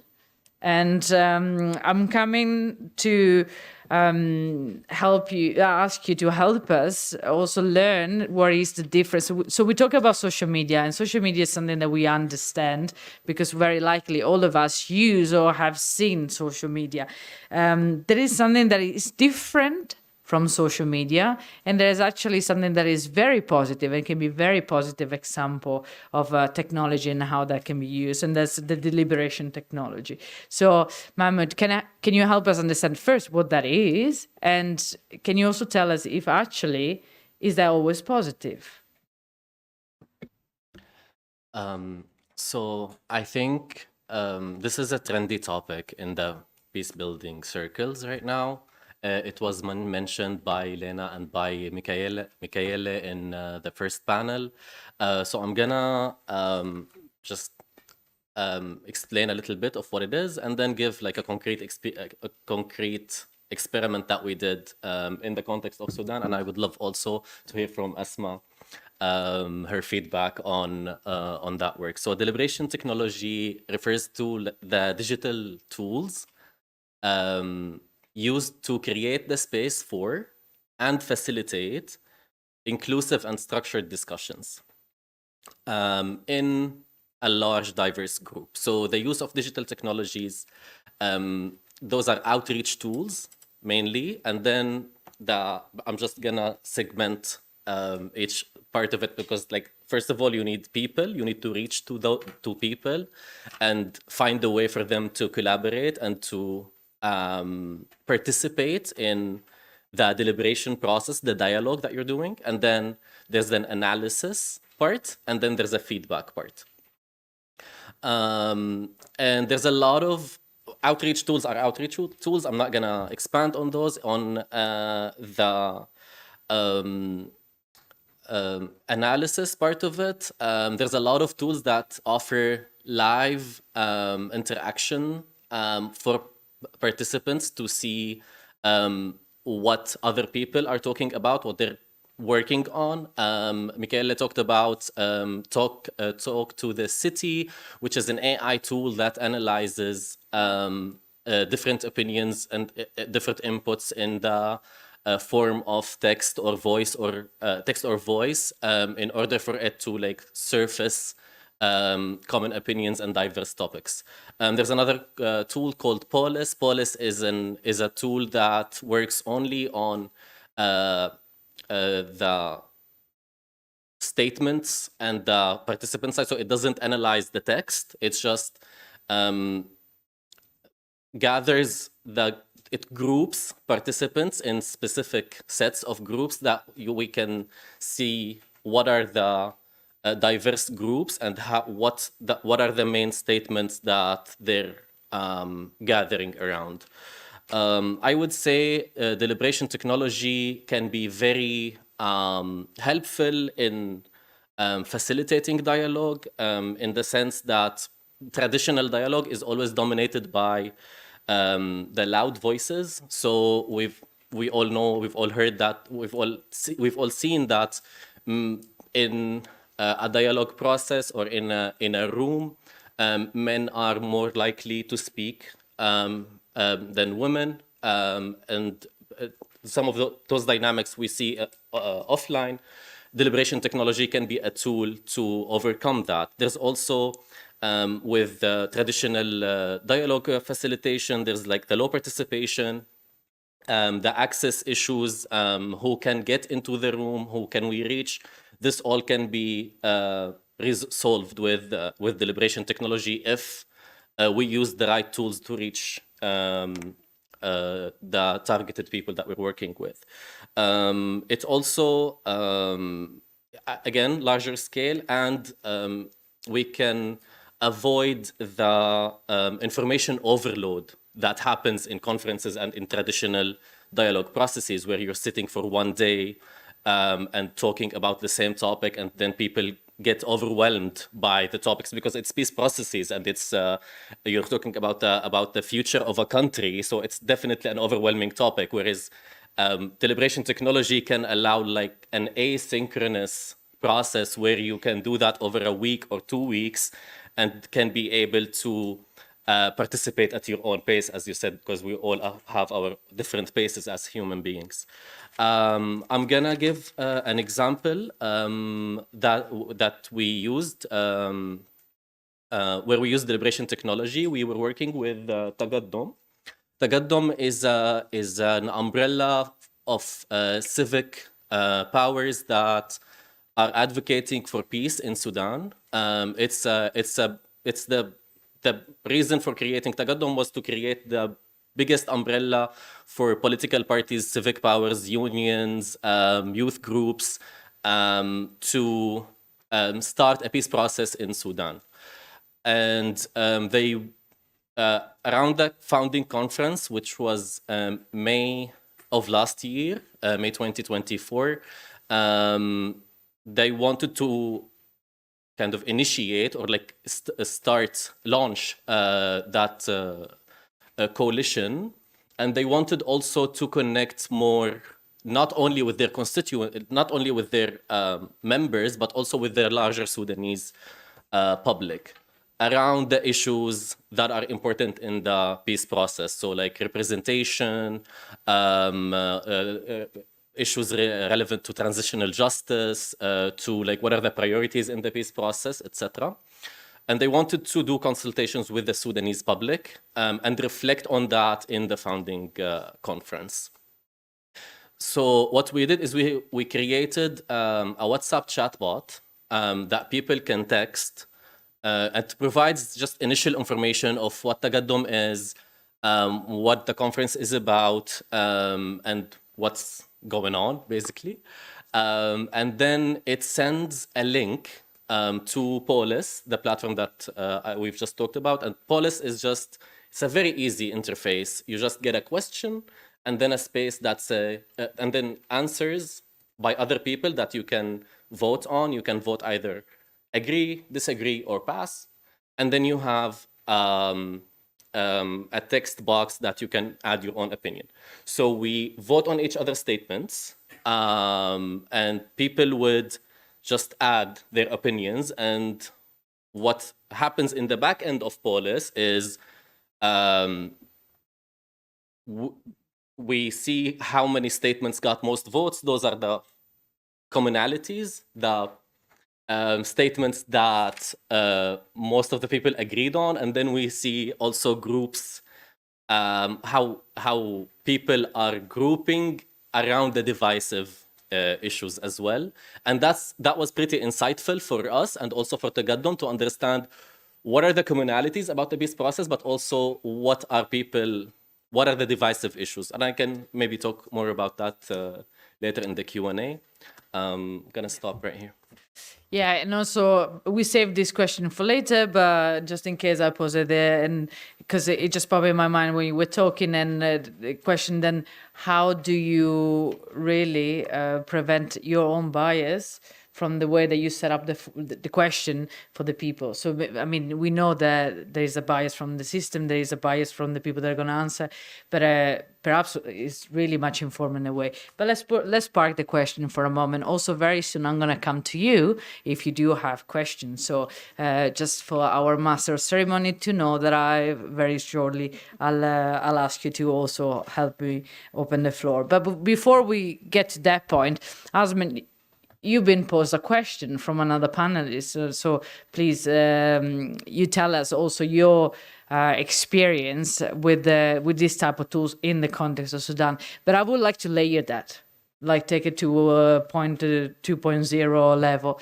So my question is, in a context like that, like in a context, like in a country context, like for example Sudan, with the tools that we have been discussing here and the challenges and the opportunities, what is really, just to go back also to the title of the panel, like at the regional level, for that country, what is actually the role of the regional institution that are in that context? So, for example, for Sudan, the African Union is the first that popped to mind, and the availability that they have with the level of technology.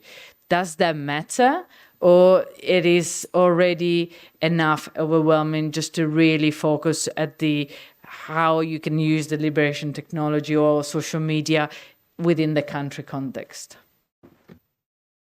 Thanks, and I think it's a bit difficult at this stage because there isn't yet a political process. Like the AU, the mandate from the African Union is to lead on convening political actors, but we are not there yet. So it's still agenda setting, engaging around the issues, but I haven't seen active use of technology on that space, even though I think in other contexts, the African Union have been engaging around analyzing narrative based on social media, using social media, particularly I think on the social media one.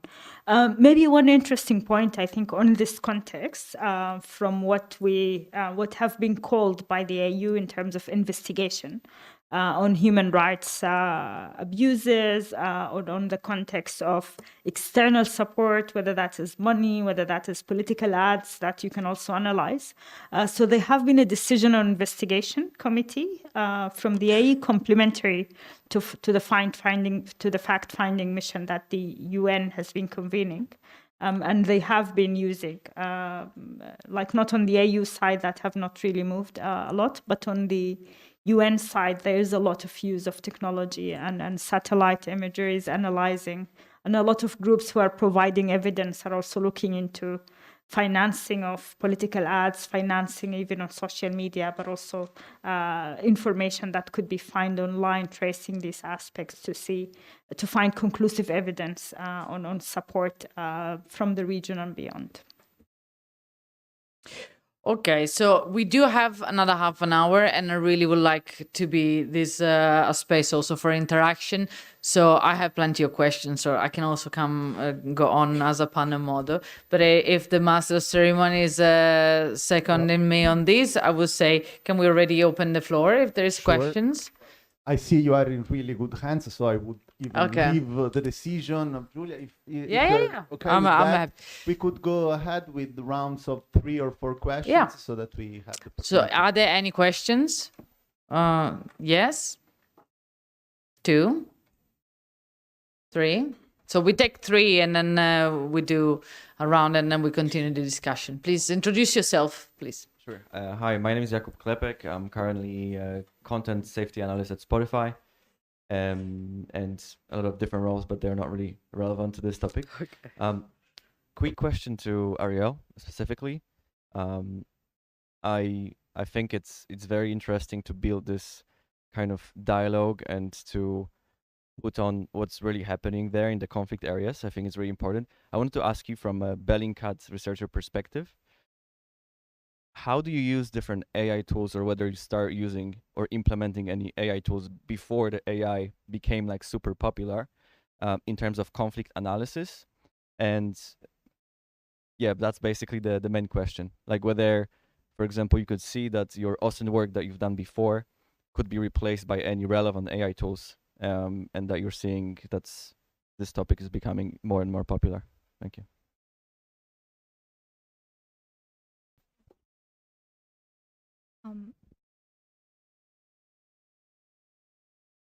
Okay.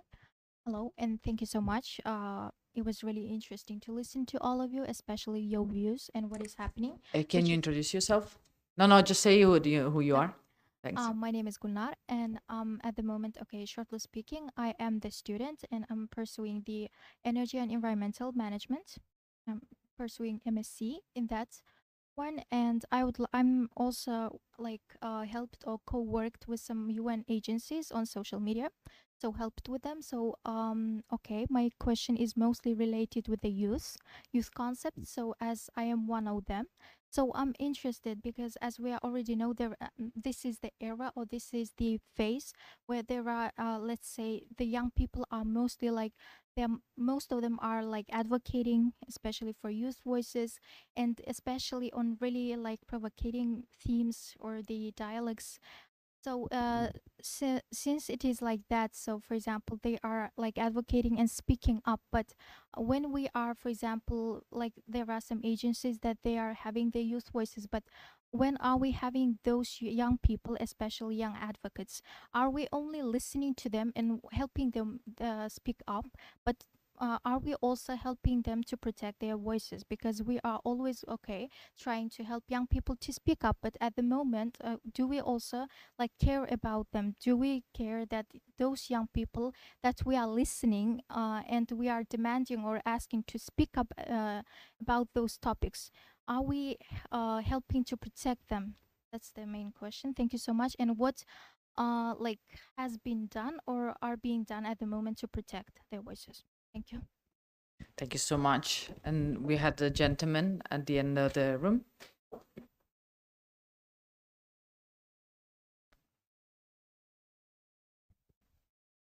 My name is Wolfgang Dörner. I'm working in a German organization, Forum Civil Peace Service was it called until recently, Pro Peace now. I'm working on a local level in Germany, in communities in Germany. And from this very inspiring, it's a context, very systemic context, very face-to-face, very traditional work, not so dramatic as many of the examples here, but still when I was listening to this inspiring inputs, I was thinking, am I missing out on all these technical abilities, these things that we could use? I was a bit relaxed when you said, well, before social media listening, there was media listening. So we do this, we do look into media, we look into social media, we also follow links, so we see what's happening in the communities when we go into the advice for them. But still now I think, well, maybe I'm missing out on things. How many social media listening tools, and should we use them? So my question is, what would be more general criteria from your experience? When can it be overdone? When it is too much? I mean, for our small context, would it be too much, or would it be even hurt something? And at what points instead is it unavoidable? It's almost a criminal neglect not to look into these technical possibilities, to have a more general criteria for deciding what to use or not. Because the anecdotes and examples you give are very inviting, very convincing, but where also like this gray area, when do I use it, when not? Thank you so much for the great question. We do a run here, and feel free also to. I mean, you go one. There's directly to you, so you're sorted. And but we feel free also to just interact with all of them. And also we do all have a background of activism in our own way. So I think the youth also question. It would be great also to hear your own experience with activism in general. Now that we are still young, so the way that you approach activism today, and the work that you do. But maybe Asma, can I start with you, really? And please feel free to pick the question. Thank you. And I think the question about protection is really important, especially when we talk about environments where you have high polarization, you have bullying for voices that are really advocating for peace in a lot of the contexts. But I also believe that they are options also, and I think this is the value also of social media and like AI tools, because, for instance, we've used it in topics that are extremely controversial, and if you are able to select the participants but devise a platform that is people can join in anonymously. You control who enters, but you don't know the name of the person. So you know who is coming, but you don't know who is speaking at this point or who's typing. And then we were able to discuss a few very controversial issues because people were they were protected from attribution, like the discussions about issues of justice, accountability. People were comfortable even talking about concepts like conditional amnesty. Publicly in forums where they would be quoted, people would not be able to talk about that, of course, within the justice piece discussion. So I think, actually, in terms of protection, I think the tools that could be used could, if done in a certain way, could really help in terms of providing a space and a protection, especially for young people in contexts where sometimes your status or age or community is actually your mode of protection as well.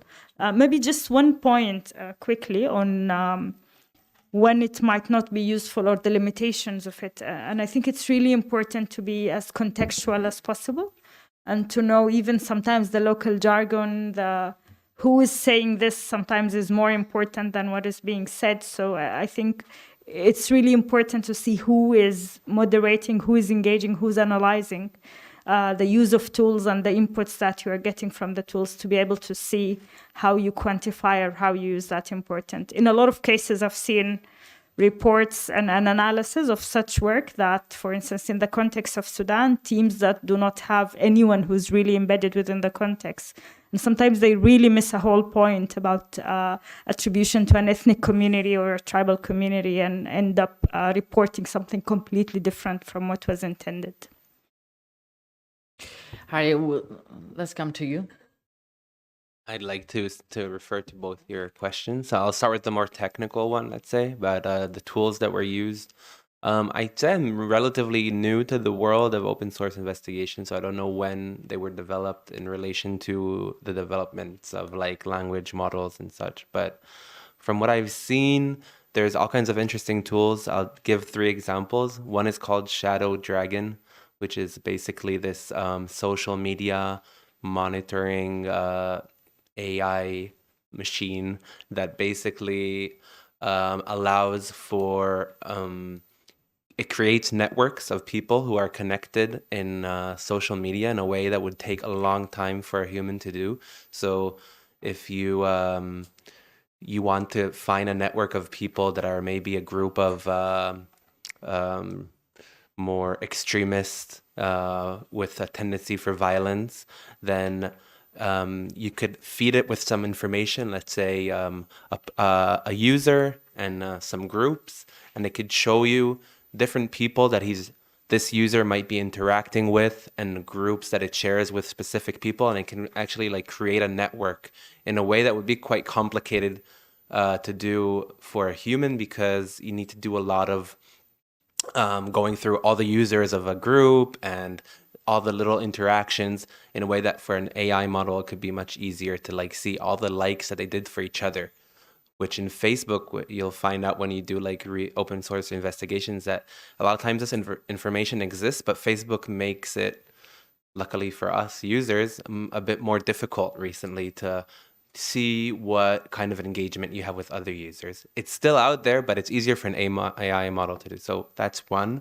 Another two, that one was created recently for internal purposes, is for the Ukraine-Russia war investigation that they have, has to do with monitoring incidents that have to do with civilian harm. So there's a lot of news of like missile attacks or bombings. I mean, a lot of times it's military targets and a lot of times it's civilian harm. And monitoring all the information through Telegram and the news, it could take a lot of time. So they created a model that it's recently been used in which it can do a pretty good job of identifying which incident is relevant for civilian harm, so that you don't have to go through, if there is hundreds of, probably not hundreds, but tens or dozens of incidents every day that are going through the Telegram groups and the news of attacks during a war. This model is quite simple that was built. It can identify which is more relevant for human rights protectors to identify. And there's also something pretty cool, but I don't remember the name, unfortunately, where you feed a image to this program and you say an approximate area in which it could be on the map, and it can do, and it's an AI model that does a pretty good job of trying to suggest certain places where that, let's say, structure could be on a map, because it has through there's enough, like if you feed it enough information, it could be a pretty good job of geolocating or suggesting a few geolocations, and it can save you a lot of time. So those are a few cool tools that we use. And about the protection and activism, I don't remember the exact question, but I did want to say that I dealt with a lot of people who were afraid to speak out, and basically I needed to convince them to speak out and under anonymous identity. And what I wanted to say is that I think that's not enough, because people are still going to be afraid to speak even if it's anonymous many times, if the price is very high. So one thing that I was thinking about is that it needs to be worth it. We need, let's say, we as people who care about peace and care about human rights need to make it worth for truth tellers to tell the truth. So if people will be, it's of course contextual, but let's say in the Israeli case, if people who speak out will pay such a high price socially and won't have protection, then it won't be worth it. So you have to make conditions in which we protect our truth tellers and we promote it, because there's powerful actors out there that will want to make it very scary for them to speak out. So there's many ways to go about that, but I think it's something that we have to take into consideration, because if we want to create peace, I think it can be based on misinformation and lies.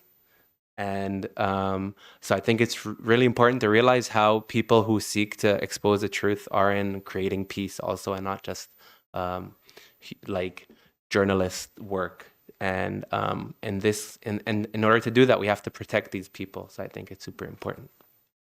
Also because peace is a responsibility of everybody. So it's not just those that operate really and the journalists, but it's also people that want to see the lead, like, really keeping their promises, or their government moving in a certain direction, or the organization they're affiliated with to be. So it is very much as a joint effort. And so on the question, perhaps on the expertise, and I have to say, no, you can't be expert on everything in life, right? So thanks God there is experts that have the really sensibility for technology that can help us get through that. So perhaps can you help us? Yeah, thanks. I'm also going to answer your question about preventing biases. So, and I'll start with that. So, first of all, I think in any design process, whether for a deliberation technology or any other technology-enabled initiative, we should follow a human-centered design process in which we start with understanding the need from a user perspective, from a human perspective, and then we design the user journey from there on. We develop a prototype and we test. So we test multiple times on different sets of people that are diverse in order for us to make sure that we're not biased, because bias is a very human thing. So we cannot not be biased. So we need to make sure that it's in the process. There are considerations and ways to work on that and to remove that bias. Practically, in the Polis deployment we did in the Sudanese context, at the beginning, when we share the question, it comes with seed statements. Those are statements that are already there before people start participating, because they can't participate on like a white page. So what we used to do is we used to get answers from people who we are working with within Tagaddum, so within the political alliance, and we will also get answers from people that are outside of this alliance and that are politically not affiliated with them. So we will have both sides of the alley in the seed statements, so people would read those and then add their own. And also there's another bias in the case of Polis that can be created by people who are answering questions early on, because if the consultation is open for 3 days, the answers, the statements that were posted in the first day will get more views. So what we did is we always stopped the inputting statements at a certain point, and then we encouraged people to only vote for 2 more days in order for us to make sure that all the statements are seen by everyone who have participated. To your question, I think it's a lot to consider, but I have 3 main points I would say to kind of navigate that question. First of all, social media, like, it's pretty easy.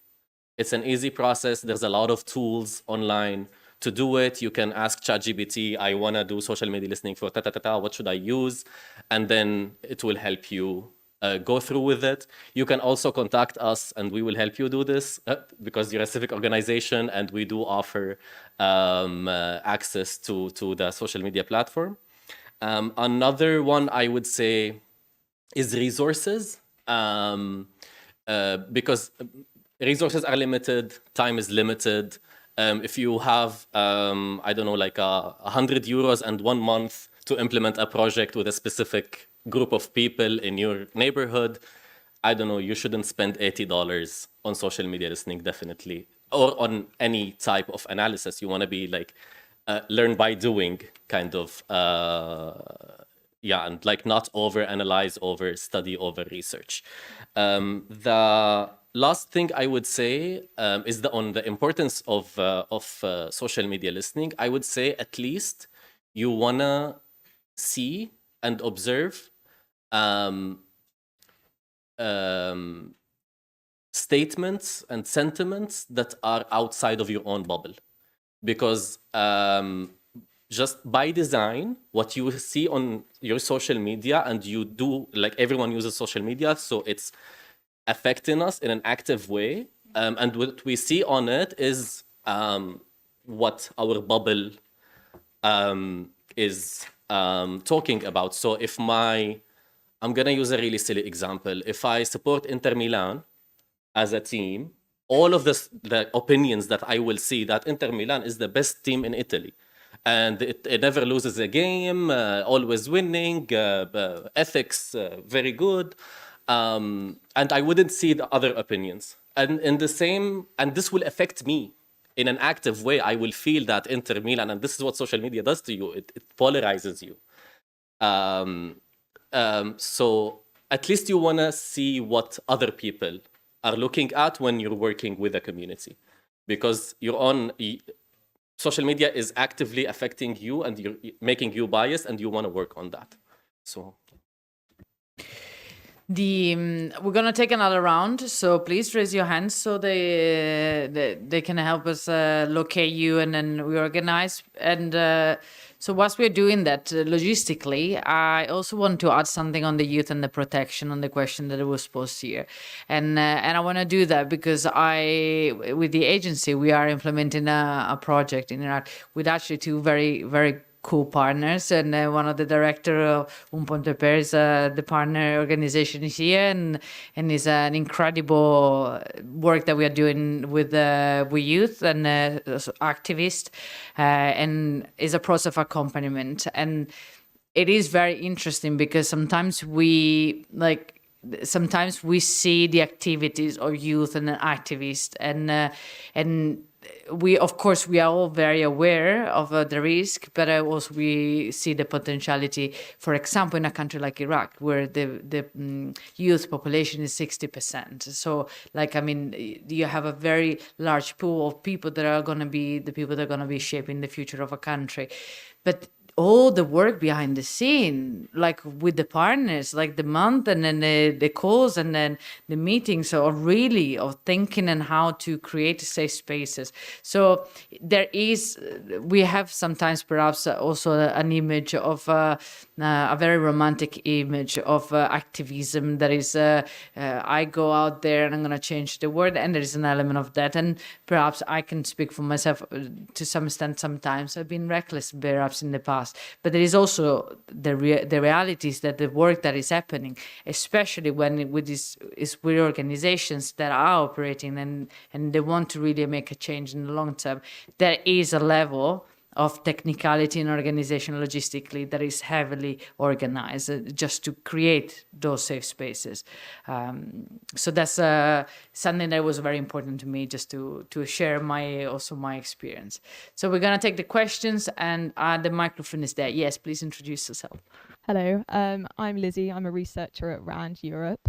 My question is kind of open to the whole panel, but in the context of kind of specific information operations that are conducted by countries like Russia and China, I was just wondering what you think the role of kind of digital peacemaking processes and the methods you've mentioned today can play in preventing the weaponization of social media, specifically in countries that they tend to direct their operations in vulnerable countries in conflicts, ranging from like Latin America to Africa. And what do you think that we can do to prevent that kind of widespread weaponization, social media bots and things like that? Okay, thank you. I think there was another question. We're going to take it. And so whilst we're logistically also reorganizing, like moving the microphone, perhaps also we can reflect on that, for example, from the context of Africa, where like there's a big narrative on how social media weaponization of social media from the perspective of Russia and China, that like the dynamic is an impact in Africa. So regionally, it would be very interesting to hear. But let's hear the other question. Yes, thank you. So my name is Francesco. I work for the United Nations. So I have two quick questions. One of them, correctly, you focused on positive developments, mostly positive developments related to technology. From my experience, something really interesting and negative and new, and Asma, for example, you have seen this recently. I work in South Sudan in the past, and recently in Juba, there was some violence against Sudanese traders that started actually with some images of violence, of massacres against South Sudanese people in Sudan. And this is, I've seen it myself in South Sudan, like images, for example, of tukuls being burned down, and immediately, just a few hours later, the neighboring village would be attacked. And it's interesting because, Ariel, you were mentioning that what we have now is fact-checking. But you have been very clear. Fact-checking actually takes people that actually work on it, and it takes some time. And sometimes we don't have time. So this is the first question, how to deal with this. The second question, it's completely different, and it's based on something I've discovered recently, and I want to share it with everybody. I was listening to a podcast from Al Jazeera, and I discovered that in Palestine, in Gaza specifically, millions of evidence of images, videos, testimonies have disappeared because they were posted on social media platforms like Facebook, Instagram, and they don't remain there, apparently. They have been, most of them have been even censored, and it's clear whether it's for responsibility or sometimes it's capacity, actually. So these informations are disappearing. Millions, apparently, reportedly, they were saying that have been disappeared, and they will never come back. They are gone forever. So how do we actually deal with that? And do we have other alternatives, platform, open source platform that are user-friendly, though? Because we are talking about, I mean, again, if we think about Gaza, reports from people themselves that might have lost their life, their relatives immediately, and they take pictures. But then those pictures cannot be used in investigations because they just disappear. So I'd like to listen also. Thank you. Yeah, thank you so much. So because Francesco asked 2 questions and we have another one, we already reached the threshold of 3 questions. So we're going to open the panel and we're going to start with Asma. Please. I was still gathering my thoughts. But maybe on Francesco's question on the time sensitivity sometimes, and there are different formats. Sometimes you have an actor who is convening this, organizing this campaign online while they have operatives on the ground.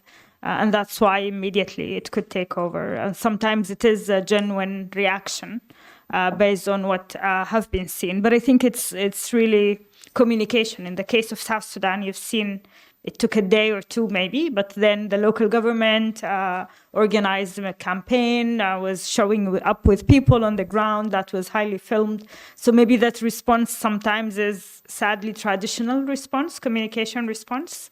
But there were also good messages online immediately from people trying to calm the situation.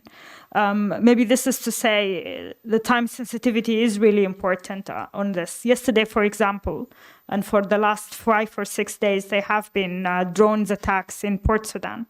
And then, of course, part of this has been the media machinery of both sides trying to advance on the technology. And then fake pictures from even Iraq were showing about how anti-missile was used. And this was to really push defeat on one side and try to incite violence on the other side. So it takes time to fact check and it takes time to correct the narrative. But I think it's really active communication operation. And sometimes, sadly, that is very slow.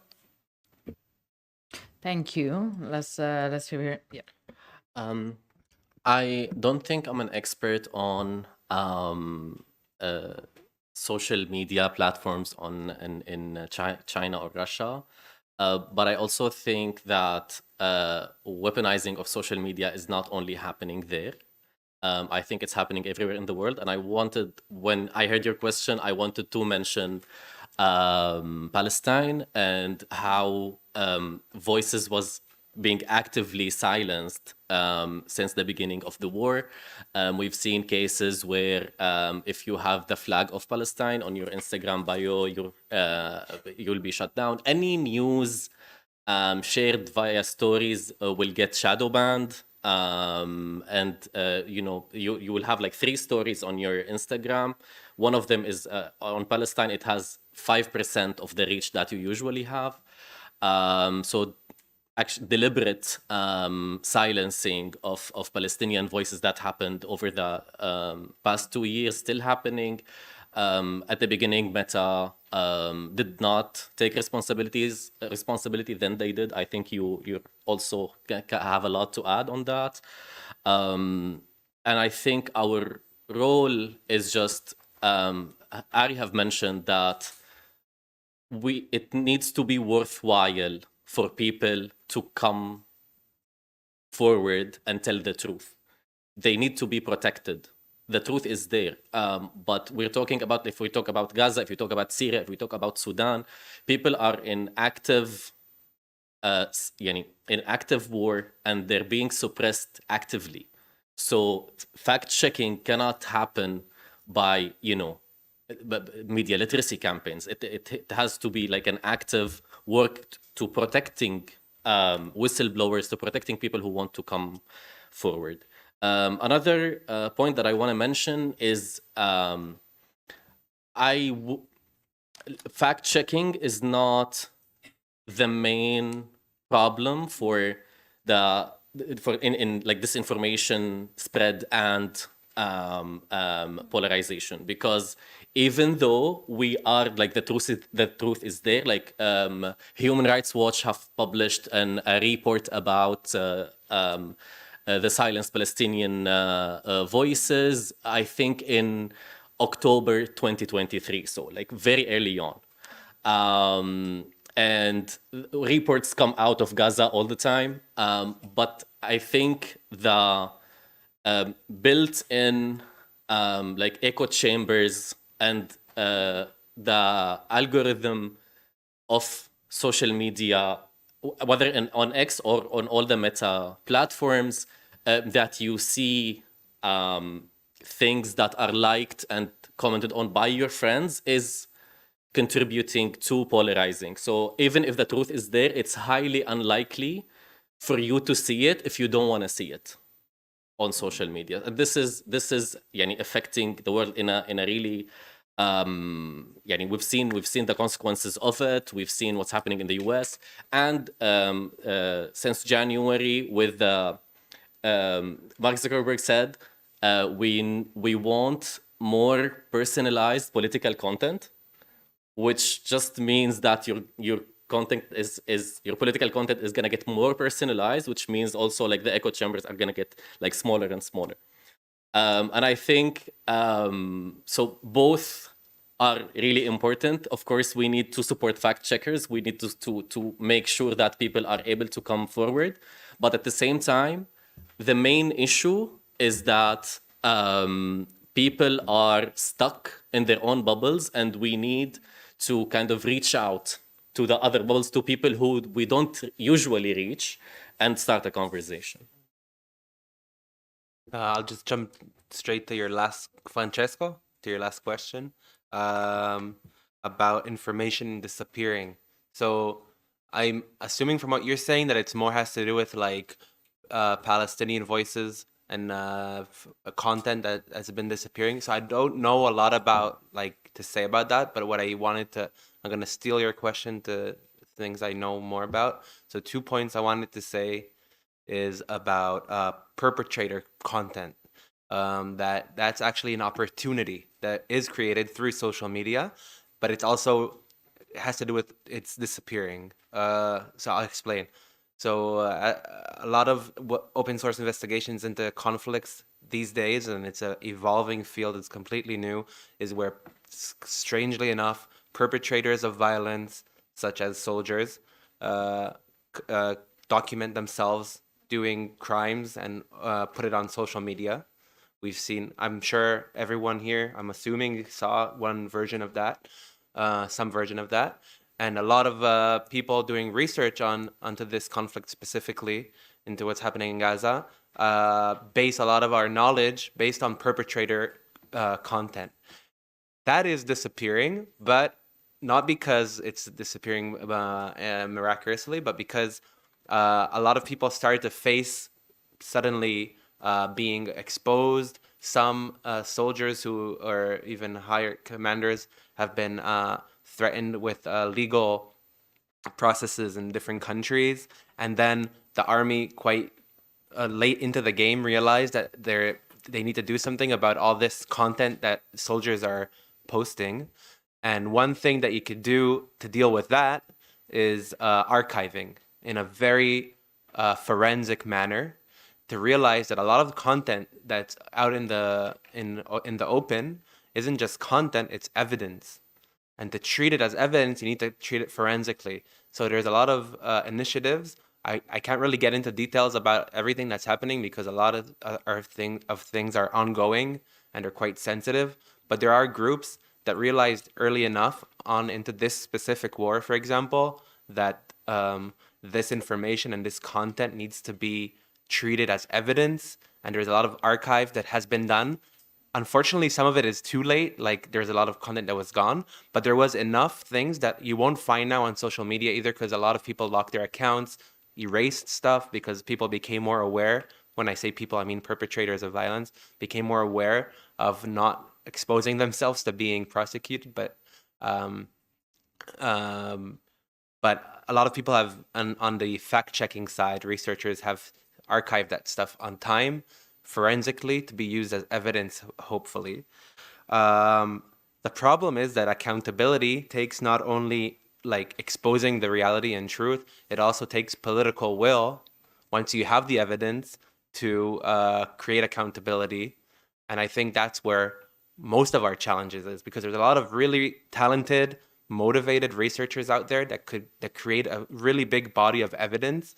But the problem lays, I think, right now more in the political will to take the next step.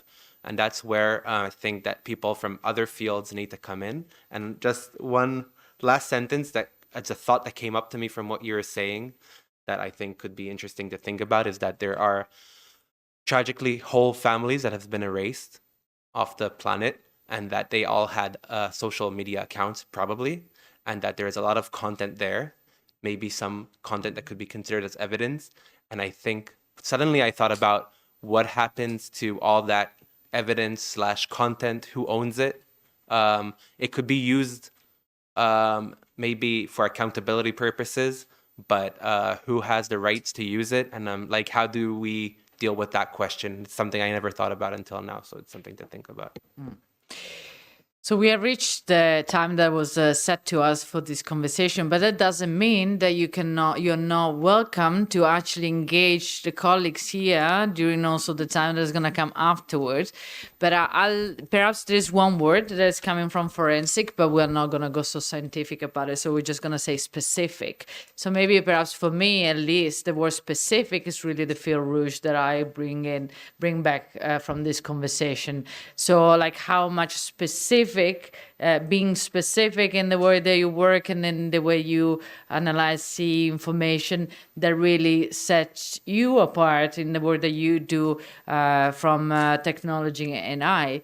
How much specific you should be looking at a context and the situation, what is happening there. We mentioned the high strikes, for example, as something that is actually happening, and we saw at the airport a few days ago in a familiar context. So how specific we have to be when we operate and we look at the context, and how specific we can be and dive into technology when you have practitioners that do understand that beyond tech savvy, just really, and they can bring in that knowledge that we are not asked to have. Like, it's okay to be a general normal user of technology. It's not that you need to know how to build cars or to fly a rocket or analyze data that is coming from some software, obscure software. So perhaps the specific is really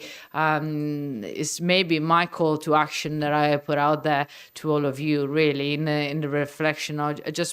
Just take it with you, please, and reflect on how specific this work and the work that you do is really integrated into your work or your studies, and when it comes to peace building. And so thank you so much for being here with us, and thank you so much to the panelists, and thank you to the Master of Ceremony for initiating.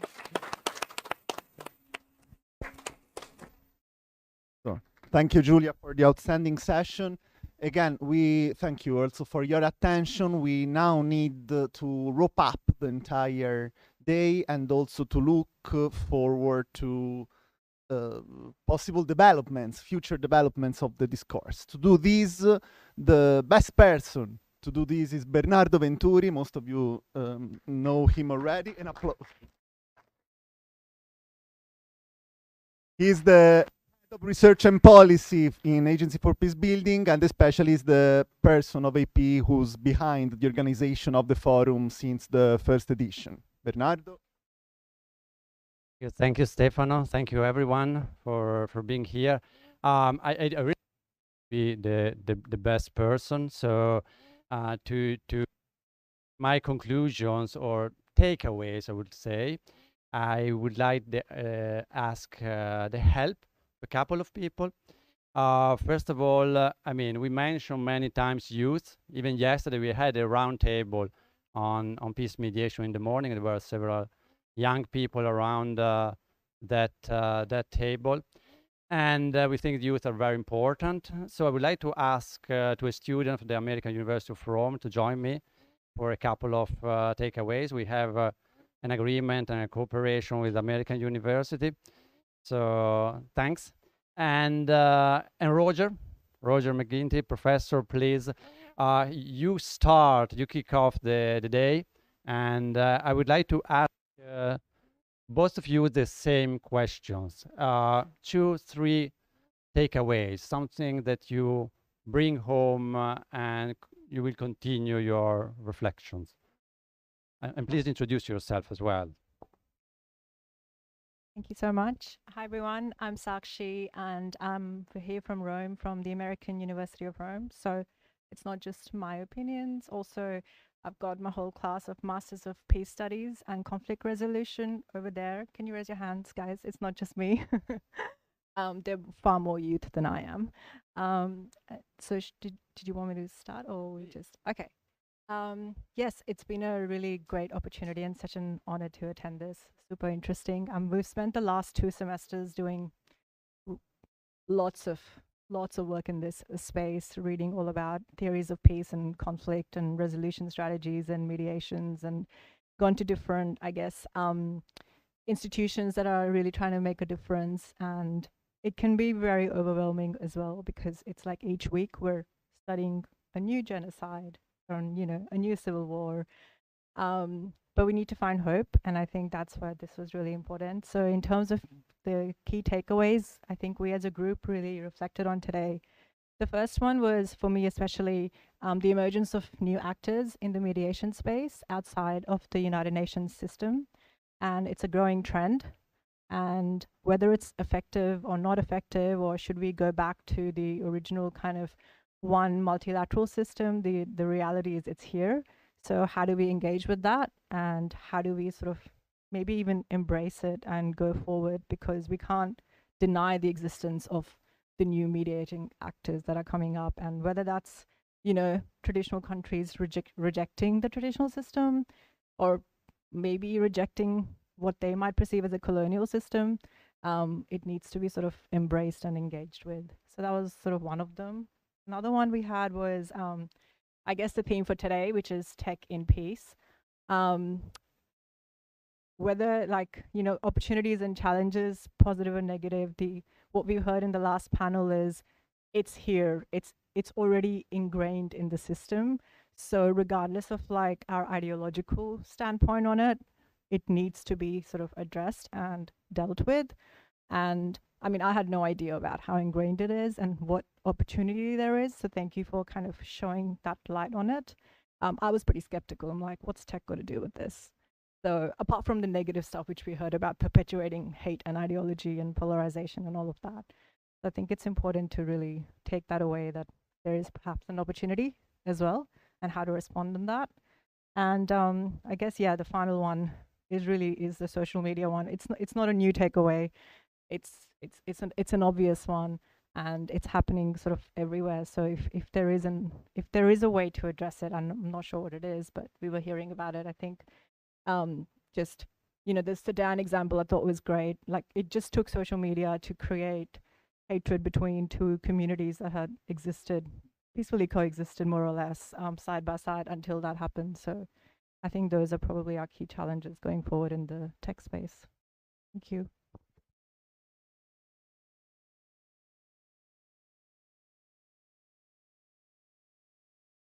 Wonderful. Thank you so much to the whole group. Let me pass the same question to Roger. I mean, let me add something. You were a little bit skeptical this morning on Peace Tech, I would say. What you're feeling now about that? What have you learned? What are your takeaways? Well, I'm a grumpy middle-aged Irishman, so it's my constitutional right to be skeptical at most times.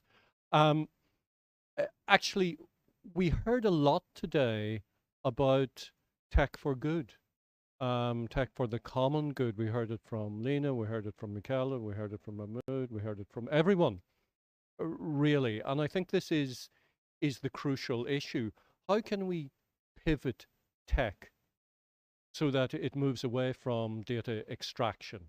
How can we move it from being something that is done to us towards something that is inclusive, something that is empowering, something that involves people in the design of the tech and sees people as being more than merely data, more than merely a line of code? And I guess the key question, when we heard about all of the various projects that are doing good, the key question is, how can this be mainstreamed? There is a sense that it is the war of the flea at the moment. There are lots of little projects that are doing good, but is there a sense that these can be joined up in some way to be a community, a tech community for good? So that would be my to the question. In terms of further takeaways, I'm very struck how tech is a generational issue. We heard today at the very, very beginning, at the introduction, Selena talking about an archaeological dig and evidence how successive generations embraced tech. And all generations, the history of humanity has been the history of the adoption and technology. We incorporated generation after generation into what we're doing. So I suspect it will become normalized. You know, 50, 60, 70 years ago, during the Cold War, there was immense celebration that Russia, Soviet Union, and the United States had set up a hotline. You mean what? These guys are going to use the telephone? You know, this amazing, a telephone that can go, a line that can go all the way from Washington to Moscow. Amazing. And now, of course, the telephone, the landline, at least is something for the dinosaurs. So each generation will, in a very normal way, absorb technology, whether we call that peace tech or just normal life, in which each civilization adopts its version of modernity. I'm not so sure. But one thing is for sure, is the generation after my generation and those generations that that will normalize.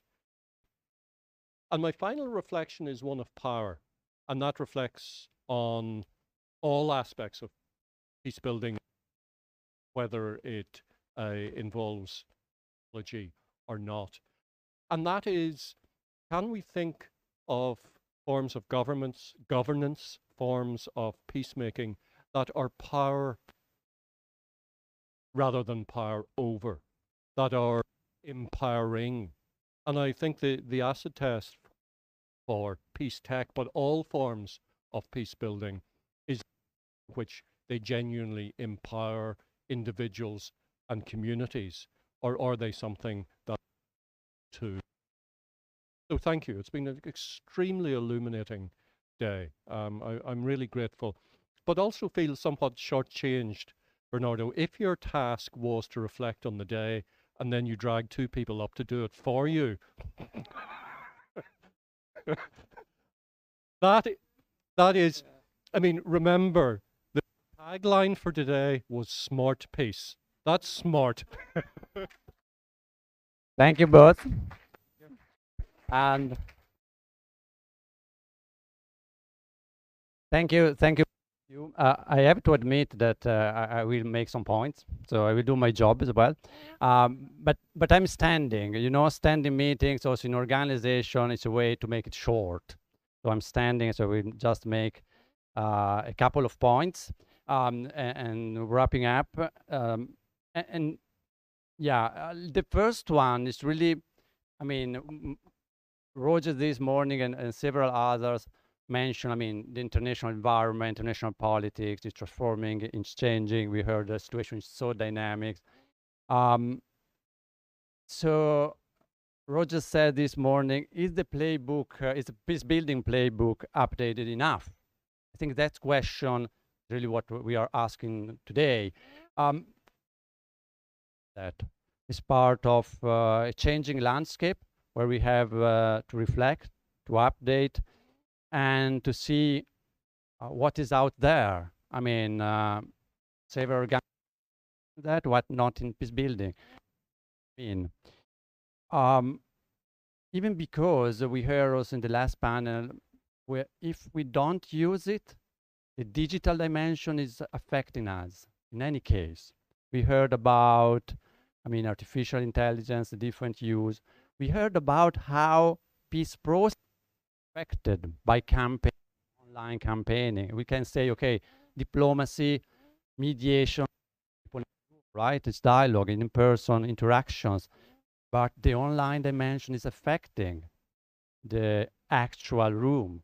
So how can we change and how we can consider? So let's build up on work on the positive side. And how to do that? We heard about the approach today, avoid textual solutionism, or I mean, just to have a negative approach. We heard technopragmatism. I really like this expression. It means, okay, it's out there, let's use and let's use well. And the way to use well is, would like to say, with the agency, the proper agencies. We heard many times today, tech should be co-produced. We should equip the people to use tech. And at the same time, we heard human-centered approach. Okay, so smart means that probably human at the center, using technology. Using technologies how? I mean, inclusivity is a concept that we heard many times, participations. We heard about diaspora. We heard about people that are hard to reach in conflict areas. They cannot really go at the capital level. They cannot participate. So how to reach out, how to include them. And at the same time, we heard about ethical concerns, about protection, safe and security environment, a lot about fact-checking later today. So that's a really part of the picture.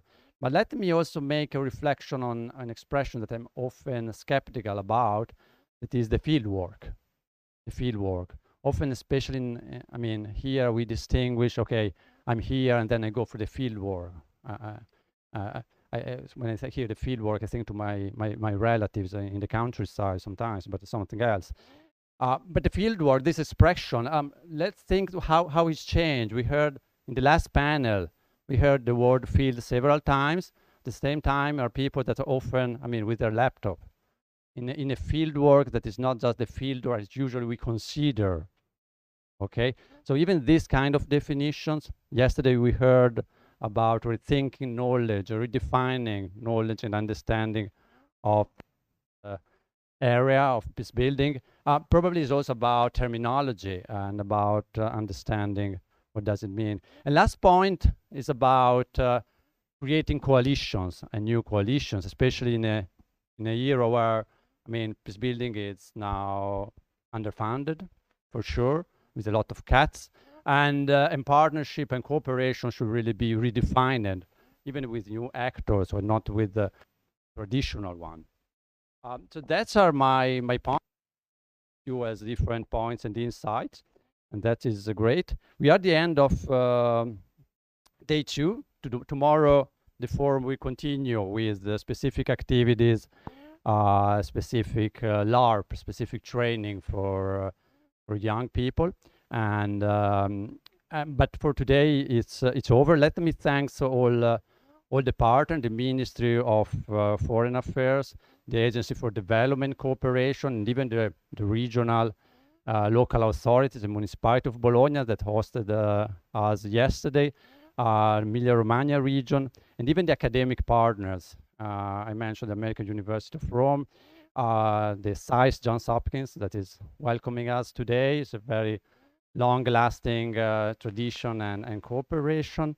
And of course, the University of Bologna, Department of Political Science, and the Italian network of University for Peace.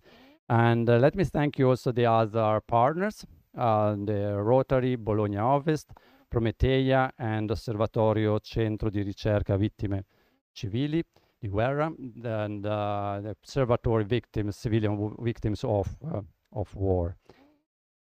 Said that, let me thank you all the speakers, and of course Stefan as well for the great job, and all the APs, colleagues, and interns that work hard during these days. All the volunteers, can you stand, please? Some of you, please stand, don't be shy. Thank you so much. Thank you so much for your work, very precious one. And let me express a special gratitude, a special thanks to two colleagues, Maria Chiara and Nadia. Please stand for 3 seconds. I know that you are humble, but much for your work. This event will not be possible. And let's continue this conversation in the coming days, but also now we have an aperitif out there for everyone. So let's continue this conversation informally. Thank you very much.